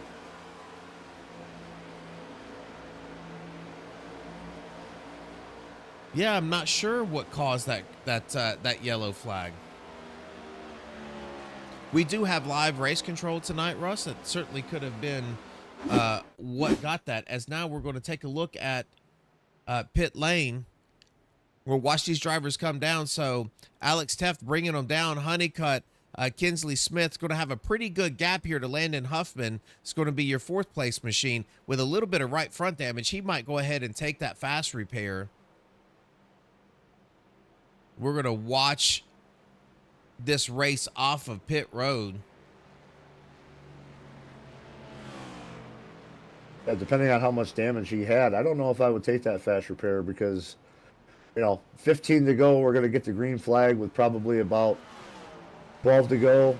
And once we get down that low in laps, emotions start to rise and guys start to lose their patience. So you might want to save that fast repair just in case the big one happens. Yeah, you could be right. Is it now? It looks like if we're going to go back to this, it's like Andrew Teft might have stayed out. I believe he knows he can make that. I think he was good on fuel the entire time. Another driver that probably did not want to see that caution come out and wanted to see that play itself out all the way to the finish.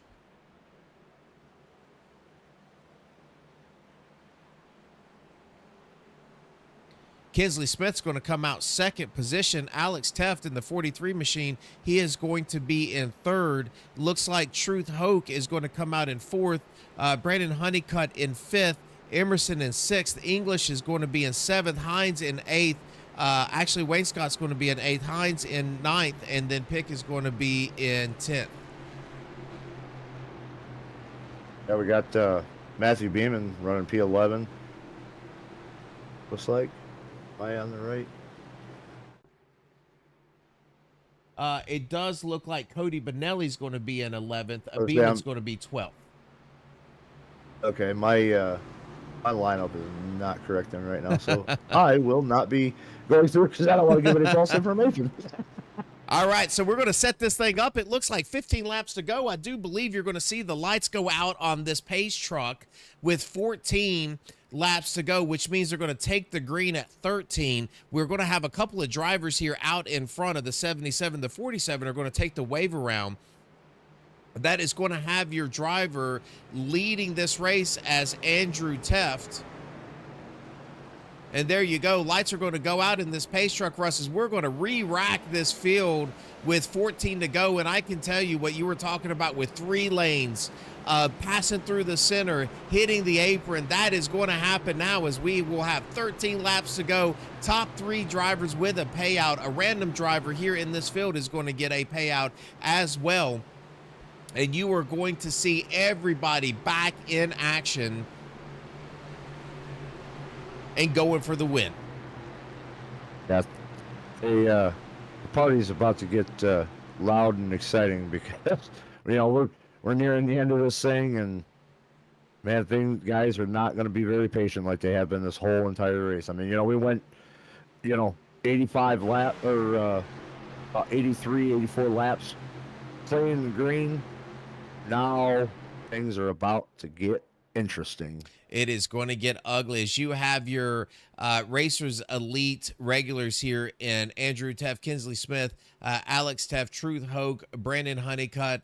All of these guys, regulars every single night here at Racers Elite. They're going to be up front. They know each other. They know how to run against each other. But you've got some wild cards here in Emerson, English, Hines, Pick, all hungry, wanting this win, wanting to get that money, nothing else on the line. We don't have any points on for this race. All we have is glory and money. So again, here we go. We're going to grip this steering wheel just a little bit tighter. We're going to have a little bit of sweaty palms here, Russ, but we're going to take a deep breath, talk to our team in chat, and make sure that we're all on the same page here as what we're going to do when we take this green flag. Yeah, absolutely. Pull them belts down tight one more time, boys. And here we go. As you can see with the green flag in the air, we are in the Geico restart zone. Andrew staying nice and tight to Alex. Fantastic job by both of them. Truth Hoke and Kinsley Smith with a nice solid start on the outside, as now Kinsley Smith a little bit ahead. It looks like he's going to be up to the quarter. Andrew Teft on the quarter of Kinsley's going to get a solid run with Alex back there behind him. Brandon Honeycutt's going to be third in line. His partner, Kinsley Smith, is on the outside of the high line. Yeah, and here we go. We got guys coming straight up the middle. Like I said, we're getting down to the end of this thing. Don't be surprised to see some 3 wide running here. And there it goes. That's going to be your first wreck. And here we go. As you've seen that happening in real time, I believe that these drivers did an amazing job of being able to miss a lot of this. As you see the 77 with some pretty solid damage. And let's see if we can take this back just a little bit. And there it is. Your one car is going to be the car that goes around. We kind of saw that in real time. We're going to back this up just a little bit. As you can see, again, just like you talked about. And we're going to try to make this third line go. And this third line does not have anywhere to go. And they're going to get pinched down. The one car getting turned, squeezing down. He probably should have been right up against that wall, and he did not. Alex Teft getting some front end damage. One car trying to straighten that car up is going to get really T-boned by the 2. Ooh, the 5 car just barely missing the wreck there, Russ. And the 34, nowhere to go. It's just going to drive right through the 1. Nowhere to go. Yeah, literally right through him. Yeah, nowhere to go for that 34 car. Just nothing he could have done. I mean, you can stand on the brakes all you want, but that's not going to stop these things. and you had to know that was going to happen as people are going to jockey to get position. We're going to start side drafting. There was a hole there. Your driver in the center is not going to let off. The driver on the outside squeezing just a little bit too tight, and it doesn't take much to turn somebody. I do believe that Andrew was going to have a little bit of damage there. Looked like Brandon Honeycutt jumped into the pits too. He might have had a little bit of damage. I had a little bit of damage, but yeah, at this point, there's no more give. You know, it's all take, and you know, guys who are going to try to make those moves like that, make it 3 wide. You know, I'm not sure. Maybe the one thought he had enough time to close the door, but if he, you know, he made that move just a little bit late, or what had happened. But you know, late guys are going to start trying to make some desperation moves, try to get to the front of this field as these laps wind down, and it was just one of those normal Daytona incidents. Yeah, it's all for glory, right? It doesn't matter if you finish 5th. It only matters if you finish in the top 3. So everybody's going to go for glory, and we certainly understand that. I can tell you, when you start to make a move, you just got to make it definitive. If you're going to go down, and that way you make sure that you get hit square. And that's not going to be the last time you see somebody get caught in a quarter panel and turned, as the fireworks, my friend, have just started. I do believe we're going to have 9 to go when we go back green here. And Kinsley Smith is going to be your leader. Truth Hoke is going to be 2nd. Andrew's going to be 3rd. English in 4th. 5th is going to be Pick. And then Alex Teft is going to push himself back to 6th. I do believe he got a little bit of front end damage there. I think he will be okay in draft. Yeah, I think so. As long as he just keeps himself in line, and I think he'll be all right. It don't look like it's all that bad. So just hopefully he doesn't end up with any more. I tell you, most of these drivers will still have that fast repair left if this thing continues to get ugly. But I do think you're going to see a little bit of that. Again, you can see everybody on the left-hand side through your ticker. So if you're on YouTube or you're on Twitch, number one, we appreciate you tuning in to Racers Elite Network here for a special Saturday night event at Daytona, 100 laps, and we were clean and green for quite a while, and now it is showtime. We're going to go back green with about 9 to go, so appreciate everybody tuning in. If you would like to know what Racers Elite is all about, you can see us on our website at racerselite.com. We do have a Facebook page with the same name of Racers Elite. Make sure you send Andrew Teft a message, and you can come out and run some of these specialty events as well.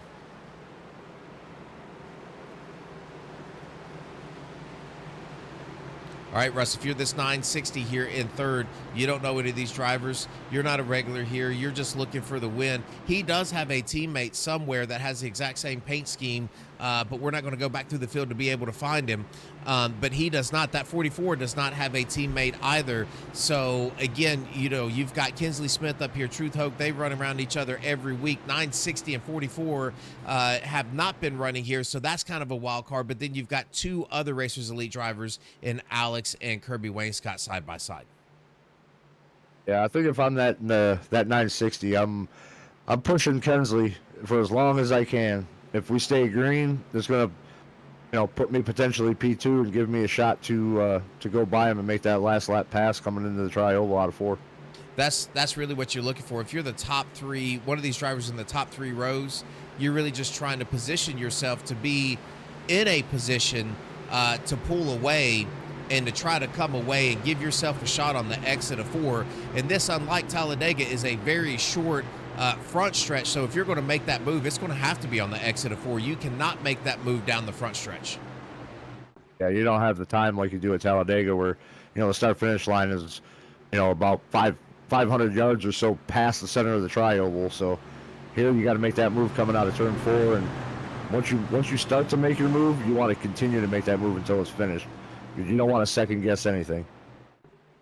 Absolutely. As here we go, you can see that lights are off on that pace truck. He is going to dart down pit road, and that is going to put us back up to the flag stand here. Kinsley Smith bringing them down once again with 10 laps to go. Will be 9 under the green flag, and here we go. Green, green, green.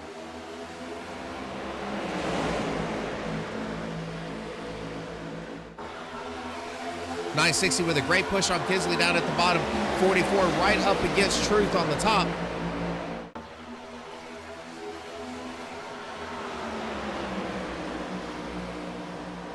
Kinsley going to find himself in no man's land. Is going to put Truth in the wall. Had to go up and block, but he made that move a little late. We are still green as we start to fan out in the back, try to go jockey in fourth position. Making that move super late has caused Truth Hope, putting him in the wall. Yeah, he's got bad damage, too. He's falling way back there. Back up front now as we go. English is going to be your leader. Beeman is going to be second. Peyton Strickland in third. 4 wide. Nowhere to go for these drivers. Now still 4 wide. Goodness. These guys are holding nothing back at this point with 7 laps to go. Everybody trying to find some speed, trying to find somewhere to go. Sean English trying to stay down at that line. Matthew Beeman pushing him. They're trying to break away from this pack as they're going to go 2 by 2 past 5th position with the 1 machine in the 9 car. Nathan Emerson fighting it out here. They are 2 by 2. Terry Fiddle with a crash. We're going to go back and take a look at it. Again, getting put in the wall. Let's go back live. Back up front. It looks like that 5 machine making a hard move down below the yellow line.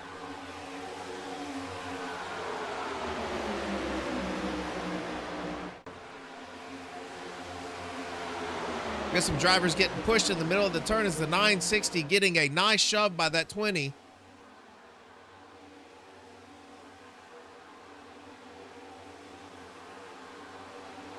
It's like these top 5 guys on the inside, they're perfectly content with holding a single file line down here for right now. Hensley Smith finding himself back and lined out on the bottom now after all of that little kerfuffle. Yeah, it looks like the 5 car is still kind of swerving in and out, dipping a little bit below that line. Is now the number 1 car found a great run on this top side, is now coming out. The 9 car behind him pushing him, but again, the 960 and the 20 car, the 44 there, trying to get themselves broken away from this second pack. We have a 3 car breakaway as it stands right now, 2 by 2 with the 1 and 5.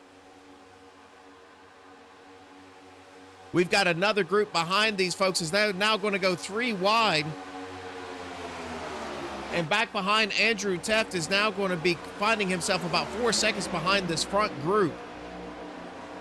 Oh, and the 38 is going to get turned. And he's going to hang on to it. Oh, and he's not done wrecking again in the wall. And then there's more wrecking. That is going to bring out the caution. That's one of the things with these next-gen cars is just when you think you have it saved, you learn that you don't. Just a crazy, crazy set of events as the 38 machine just loose that entire time, trying to save it, trying to save that car. He did a great job for a long time in that before it finally snapped to the right. Yeah, hitting that apron and just sawing at the wheel, tires getting hot, nowhere to go, and now you've got this driver. Car looks like it's in pretty good shape. He'll be able to go. Oh, he's going to get loose and get right back up into the wall. That car now is not in great shape. He's going to have to come down and get that fast repair. Don, we've said it. We've said it since the beginning. Gets down to the end of this race, things are going to heat up, and well, fire has been lit. Here we have it. We're going to come around and we're going to take this caution here with 4 laps to go. This will, with only 2 laps into a caution, I do not believe that this is going to count for one of our green-white checkers. I do think that 960, that 20 car, that 44 car did not want to see this caution coming as it looked like they were starting to break away from the rest of that pack. But as it stands now, they're definitely going to have to rack back up into a big pack as we've got a ton of drivers down pit road. We've got some getting wave arounds. Lucky dogs. 3 laps to go as we set it back up. The 960 with a nice breakaway. Strickland and Pick were right behind him. 3-car breakaway as this second pack of Honeycutt and Roth and Emerson starting to work their way back up. And then we saw it where Andrew, just a little tough shove there out of that turn, got our other driver a little bit loose. He fought it and fought it. getting a wreck and touching the outside wall, creating that caution. Yeah, those top three definitely did not want to see this caution because with the way that the rest of those guys back there were battling 2, 3 wide, those three cars of English, Strickland, and Pick, they could have easily pulled away. And if this thing would have stayed green, it would have been really hard for those other cars to catch back up to them. I completely agree. As I want to go on board, and you can see this driver right here, Russ, staying in fifth gear. And folks, if you know what that means, he is just sitting back here just trying to save fuel, just to make sure. We do have 3 green white checkers. If you click that auto fuel on your pit stop, that means you're not going to have enough for a green white checker, 3 of them. So that's why he's staying in fifth gear. You're probably going to see some other drivers as we go back through it. You can see he is in fifth gear as well. And when it goes down to 2,000 RPMs, that means he is just sitting on the clutch.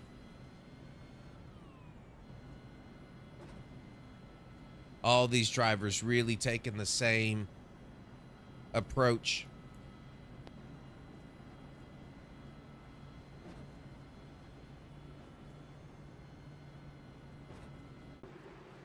All right, we're going to rack them back up. We're going to take a look at your top 10 as it stands.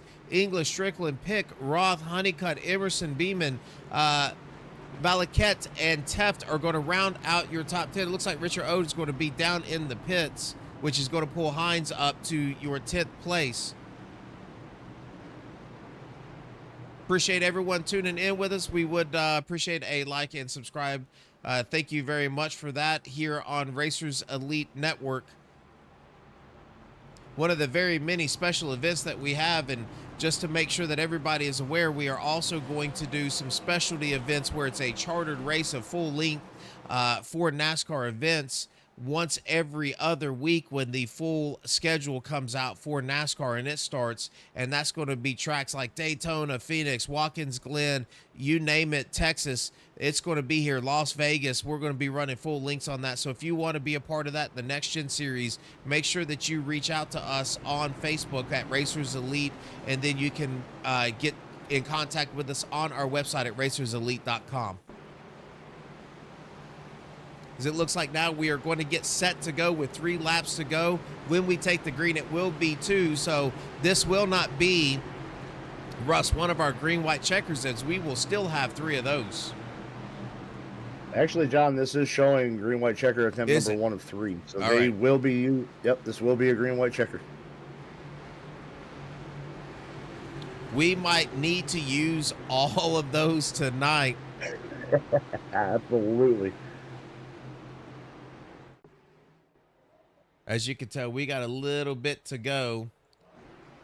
As we're going to take a look at this from the stands. These drivers start to come down this backstretch again, folks. Just to keep you caught up to date, the top 3 are going to get money payouts tonight. No points for this race. This is just run and gun. It's all guts and glory tonight, Russ. Is the top 3 are going to get payout. Some random lucky driver is going to get another payout as well. But this one is just for fun. Yeah, it's all about the bragging rights for this one. Like you said, no points, no worries for the standings. It's all about bragging rights and picking up that little bit of a payday. You could be doing a whole lot worse on a Saturday night than tuning in here at Racers Elite Network and watching these races, as now the fireworks have happened. The gloves are off. We are now in a boxing match. As you can see now, that truck coming out of turn 4, fixing to come down and dive off. As you can see now, our flagger is going to reach for that green flag. And I got to tell you, green, white, checkered. So once we come around and we catch that white flag, it will be over no matter what. As now we are going to bring them to the green flag. And here we go.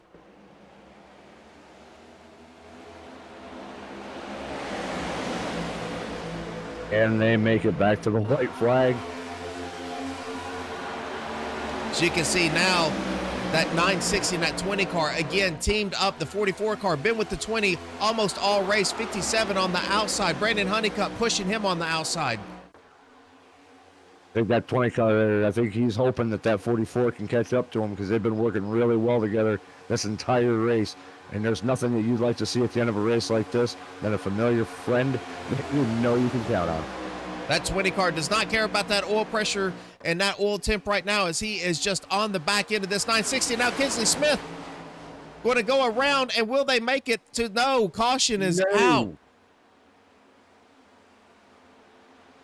So we are going to have another attempt at this green-white checker. They were so close to making that white flag. Yellow flags. It looks like Kinsley Smith with some pretty solid front end damage. Oh, just not happy with this 54 car.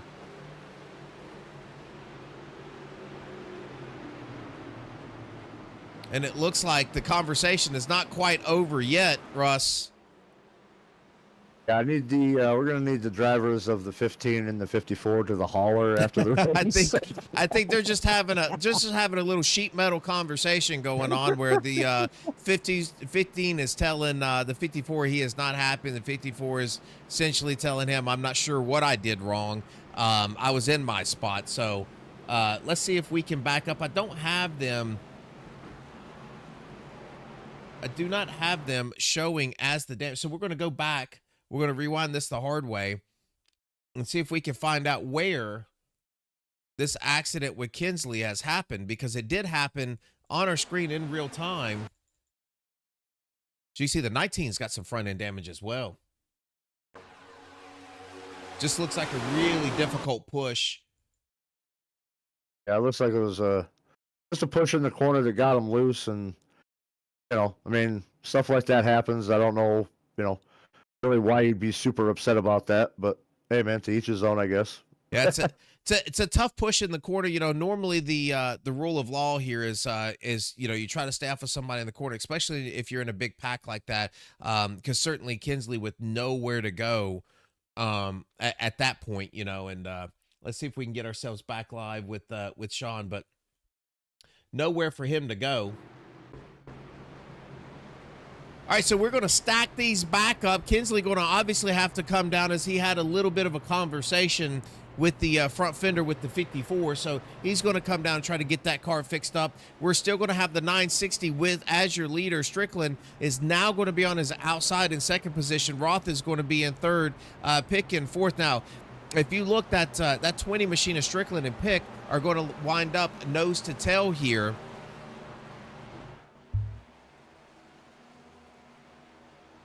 Yeah, it's going to be interesting to see if they can get together and help each other to the end of this thing. Yes, and it does look like they have been working really well together all race long. So now but I have not seen, Russ, really not seen this outside line be super strong tonight. Looks like that bottom line has pushed very, very well. Not seen that outside line as fast as I have seen it at other times with Daytona.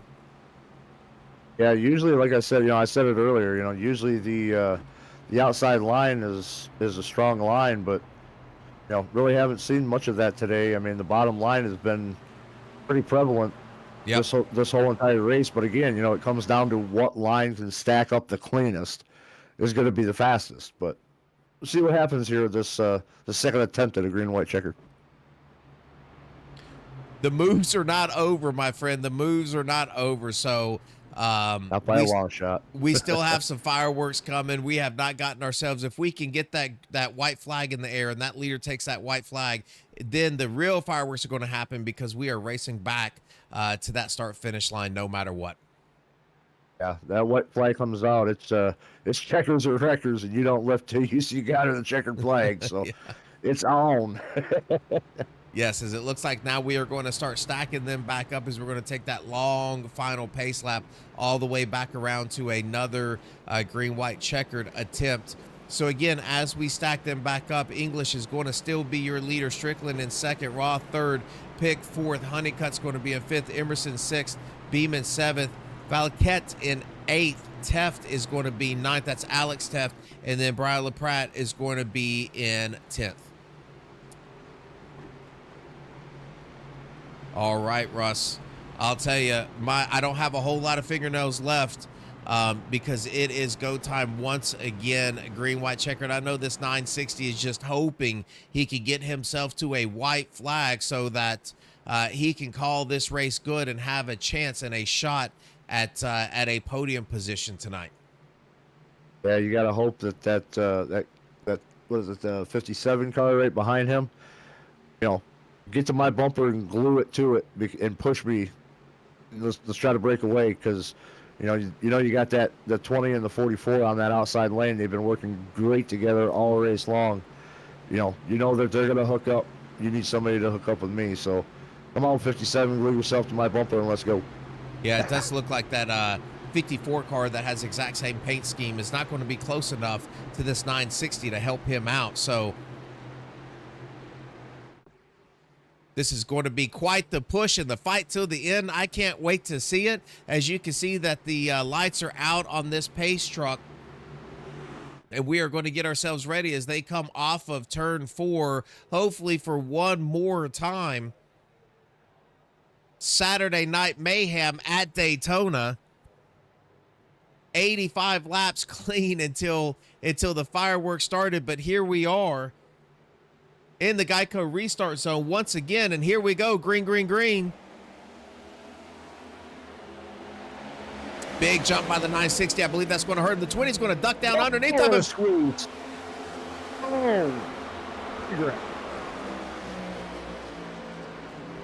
There's the big one, John. We've been waiting for it the entire race. And there it is. Well, I believe that is going to start with the 20 car trying to squeeze down. And it looked like he had that cleared. But I don't think it was quite clear enough, as it looks like when he makes that run down, he is going to just put that car straight back up. He's going to hit. I just want to back this up just a little bit again, because it looks like when he makes this move, he's just going to see him dip down below this yellow line, and he's going to overcorrect back to the right. And when he does that, the 57 is there, and he is going to collect the 44. And they are going to wreck into the wall. The 1 is going to get Brandon Honeycutt. It's going to get Honeycutt sideways. Looks like he's going to get straightened back up. 9 car in the back of the 5. Alex Teft getting through nice and clean. 19 car involved. Honeycutt's got to take a hard shot here at some point. I saw that on my screen. He took a hard T-bone shot from somebody. Oh, yes, he's right still here, spinning. 34 car. Oh, 34 car is just going to kill him. As this, we've had a clean race up until the last 15 laps. So hopefully a lot of those drivers still have their fast repair, and then they can get themselves back out there and still put themselves in contention for this thing. We've got a lot of drivers on pit road. As you can look at that left-hand side of the timing tower, you can see those drivers coming into pit. And I got to tell you, that's one of those things, Russ, we were talking about earlier. Everybody's going to be jostling around to find a position to run in. But, as that 20 car, when you come down, you got to be real careful. You hit that apron, then come back up, and it's just bang, bang. That thing happens so quickly. It's really hard to correct it at that point. I think the 57 did not want to check up, did not want to let off of the gas, and wrecked right in front of the field. And unfortunately, when you do that, you're going to take out a lot of cars.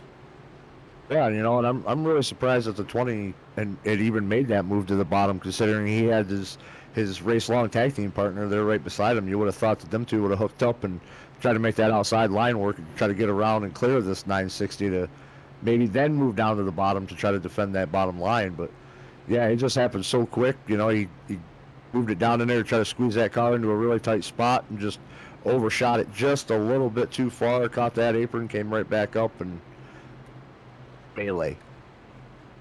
Well, I will tell you, if you are still in the chat, this 43 car still has a shot at a podium, although with a wrinkled right rear quarter panel, but being able to make it through that wreck, now in 3rd position, and this will be our last green-white checker, so this last flag will end this race.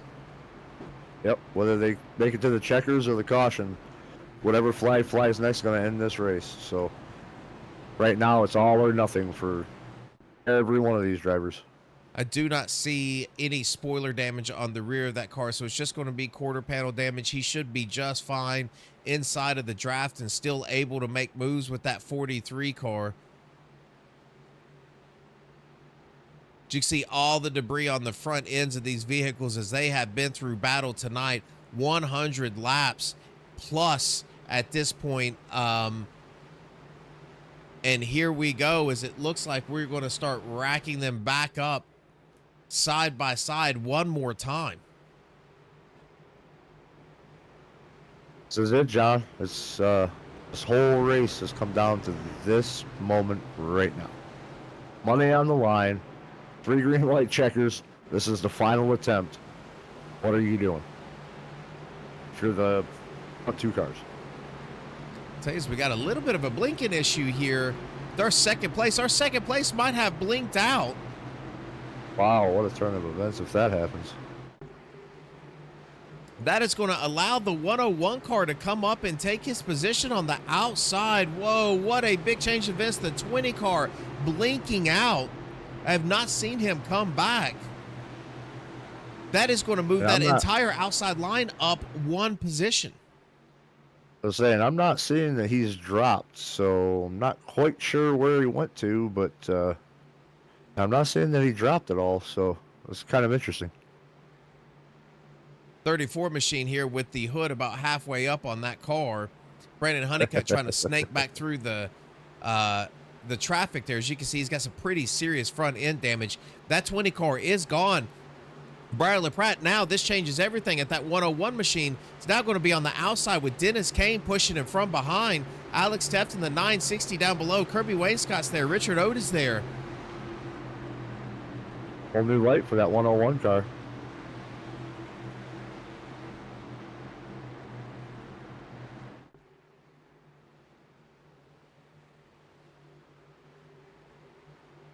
All right, the talking is over.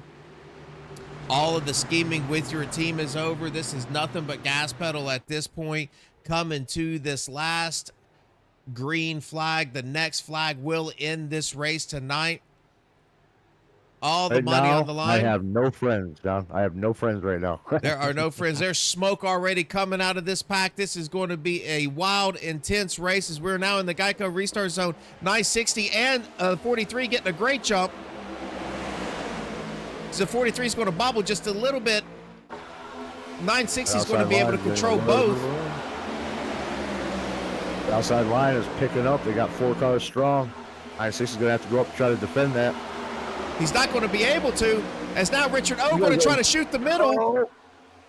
They made it work somehow. Oh, no, Richard's going to get turned. 5 cars going to get turned. This is all going to come down to Brian LaPratt. Is going to be in the front. The 101 car, 960 car now trying to find his outside. No help. 101 is going to come underneath of the checkered flag, and he is going to get this. Kirby Wainscott's going to wind up 3rd. Andrew Teft might have gotten 3rd. I think Andrew Teft, I think they're going to be frozen where they were when the caution came out, so that's going to give LaPratt the win. Teft is going to be 3rd. In English 2nd. Brian LaPratt getting a fantastic run on that outside. Richard O trying to shoot the middle. Just no room there. Having a bad wreck at the end of this thing.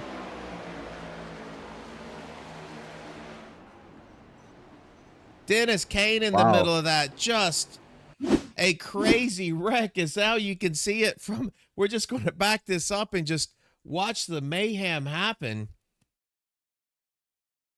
As it looked like Richard trying to shoot the gap. Oh, and he's going to get turned by the 5. Right into Dennis Kane, nowhere to go. Oh, and everybody is just scrambling. I mean, we can take inventory of where this is at, but I've got to tell you, this is probably your best view as we watch this thing. Just everybody getting caught up in this, trying to find somewhere to go. That 1 car never letting off, just driving right through the center of it. And that whole while, your 101 car just getting through there. And once he did that, that 960 did not have any room. The yellow flag is going to come out, and that's going to freeze that field. Your top 3, as they're going to come through and take this checkered flag. Brian LaPratt, your winner tonight, Saturday night, Daytona shootout, 100 laps, Russ. Coming home your winner. That was and you think about it, the 20 car blinking out put him up on that front row and gave him that shot. Like I said, it was like a bright new light for that 101 car, and wow. I mean, if the 20 wouldn't have blinked out, it might have been different, but that was just insane and crazy finish to this race, John. That was amazing, as they are going to have a little after race fun. Alex Teft coming home in third, leading so many of the laps early on in that race. Sean English leading a lot of those green-white checkers. Had a really good start, to that, but just looked like that top line was a little bit more connected and gave that 101 a nice. Bob Cameron in the chat saying, nice job, LaPratt, keeping it clean. And that's all he had to do, just be in the right position at the right time at the end of these. You don't have to lead every one of these laps. You just need to lead the last one. And that's what this gentleman right here did, as the checkered flag is now out. And we are going to show. Burn it down. Now he's going to burn it down. Now he's got some extra money in the pocket. Yeah, he could buy that engine now. As you see, Brian LaPratt is going to be your winner. Sean English, second. Alex Teft is going to be in third. Kirby Wainscott, fourth. Cody, fifth. Garrett Pick in sixth. Jason in seventh. Dell is going to be eighth. Andrew Teft in ninth. Honeycutt is going to be 11th. Yeah, and then my things were messed up again. So it looks like Dennis Kane is going to come home 11th. Aaron Roth, and then Truth Hoke, followed by Stephen and Richard, Matthew, Nathan, Jason, going to round out the top 18. Alex is going to be in 19th. Trey in 20th. Pete 21st. Peyton Strickland 22nd. 23rd, Jimmy Walker. 24th is Dawson. Terry 25th. 26th is Leroy Koblenz. 27th is Dakota. And then Kinsley is going to wind up in 28th. So there you have it, Russ. I will tell you, that was a lot of fireworks, exactly what we would have expected from our drivers tonight. Some fantastic drives, a little bit of wrecking there at the end, but you can kind of expect that as you can see this ticker go through with our Daytona special event here on Saturday night. And we can see if we can find any of these drivers. We do have some drivers that are going to be here in the waiting room. It looks like Brian LaPratt is going to be one of those. If you want to pull him up, we will see if we can get this gentleman up. 1 second. I think we're going to bring him up right now. Brian LaPratt, John Ross, and Russ in the booth. You got a copy? I do. Well, man, I will tell you, listen, sometimes you're the windshield and sometimes you're the bug. And my friend, when that 20 car blinked out, that definitely put you in the catbird seat, and Melee breaking out back there on the back. But, man, keeping all the fenders on this car nice and clean. Talk to me about your night. It was a long one. I was glad it went green for most of the race there, and at the end, I was just surprised it worked out to be that way. The guy disappearing from bad internet, that's just bad luck, but it got me in the position. So. Yeah, you did a fantastic job, my friend, coming home in the #1 position tonight. Little bit richer, certainly a great way to spend your Saturday night, and fantastic job. Bob Cameron's in the chat just cheering you on. Great run by you, my friend. We're going to turn it over to you and let you give your shout-outs. All right, thank you. Yeah, I'd like to shout out to Bobby Cameron. She's my old lady, and everybody else watching, and everybody for throwing this on. This is always fun to do, and I really appreciate Andrew doing this. So. That's a fantastic job. Congratulations on your win, man. No matter what happens, I can never take this away from you. Go celebrate with the wife, and we appreciate you coming out and racing with us. All right, thank you. All right, Russ. I want to bring Sean up, and that was your winner. And let me see if I can get Sean for us, and I'll pull him up and allow you to, you can handle the interview. Here he comes. Hey, Sean, it's Russ and John up in the booth. You got a copy? Yes, sir, I do. Hey, man, you had a great run at the end of this thing, and coming up just a little bit short to the 101 there. You know, crazy ending going through all three green white checkered attempts. Man, what was going through your mind is every time one of them cautions would come out? Yeah, I had a little bit of a rough start to the race. Didn't get quite the draft pattern that I wanted. Was kind of out of the loop. Was always in the second pack. Whenever that first caution came out, though, it got me back in the rhythm of things. Those green white checkers, we were looking really strong. Me and Peyton Strickland were able to pretty much dominate those. We were able to fall in line 1-2 and drive away. We had the first two on lock, and then we hit one to green on the last green white checkered, and Peyton Strickland ended up lagging out. So prayers to him, but we had a hell of a run going right there. Yeah, we saw him drop out there, and that allowed that 101 to move up there right beside you on that last restart. And you know, we were talking. I said, you know, it gives a whole new light for that 101 car. And man, I guess he just kind of took advantage of that. I mean, he kept it out, kept it clean. But hey, man, a P2 on a special event like this, bringing home a little bit of extra money, can't complain too much about that, right? Yes, sir. It's definitely a good run for the 101 machine. He was just right place, right time. Can't blame him at all for that. We went 76 laps green. I wish we could have at least gotten one of the green white checkers to make it past the first lap, but overall, coming home P2, can't complain too much about it. Got to thank everybody from TTK, Dakosi, Florida Shocks, and everybody on the broadcast and production side of things for putting the show on. Well, Sean, a great finish tonight. P2, bringing home a little extra money. Thanks for coming out and running with us, and hope you have a good rest of your night. Thank you, sir. You too. Thanks. All right, there was Sean English, really very humble in his second place finish. So fantastic talking to him. And let's pull up your third place driver in Mr. Alex Teff. So Alex, this is John and Russ in the booth. You got a copy? Yeah, I got you. Hey man, so certainly a fantastic start to this race, leading a lot of those laps. As looked like Brandon was really on your back bumper, pushing you forward, doing some great job first half of that, and man, able to snake through some of those wrecks there at the end, put yourself in a great position. Little right rear damage you had at the end, but man, fantastic job with your third place. How'd your night go? Went pretty good for the most part. Yeah, fair for me at the end there, dodging all those wrecks. Yeah, the first 3/4 of that race was, pretty straightforward. I was banking on a caution coming out at some point because I was gonna have to pit with like 10 to go or so. And that caution inevitably came, and then it just kind of a little chaotic from there. People got a little aggressive chasing that money.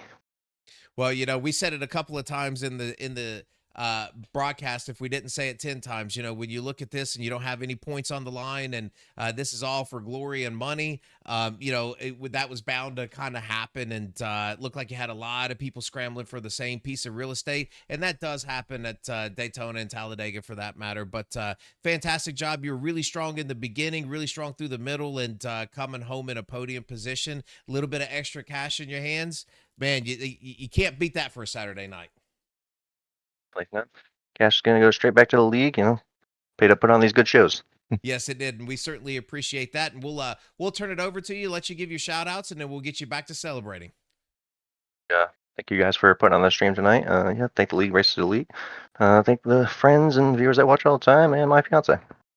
All right, yeah, I believe you definitely had some fans in the chat, as you always do. So fantastic job, and congratulations on your podium. All right, Russ. So there is your third place finisher, Alex Teff. So really wild, crazy night tonight. But I'll tell you what, we made it happen. We came home and we were able to crown a winner tonight. Yeah, I mean, Daytona showed up and showed out in typical Daytona fashion. I mean, cool, calm, and collective for 80 to 85 laps, and then just chaos and mayhem for the final 15. It was a great show. It was a lot of fun to watch, and again, congrats to the top three finishers of this race, all getting to bring home a little bit of extra money. And now we get to move on to the next big special event that will be coming up here, I believe, in about a month. yeah, there's plenty of them coming up. If anybody out there watching wants to come in and race with us in these next gen races, we have a ton of these special events going on. You can always catch us on Facebook at Racers Elite. You can catch us on the website at racerselite.com, and just reach out to us and come and run with us. So Russ, fantastic job. We certainly appreciate you coming out, my friend, and we will see you in a couple of Tuesdays from now. Absolutely. Have a good night, everybody. Thanks for tuning in, and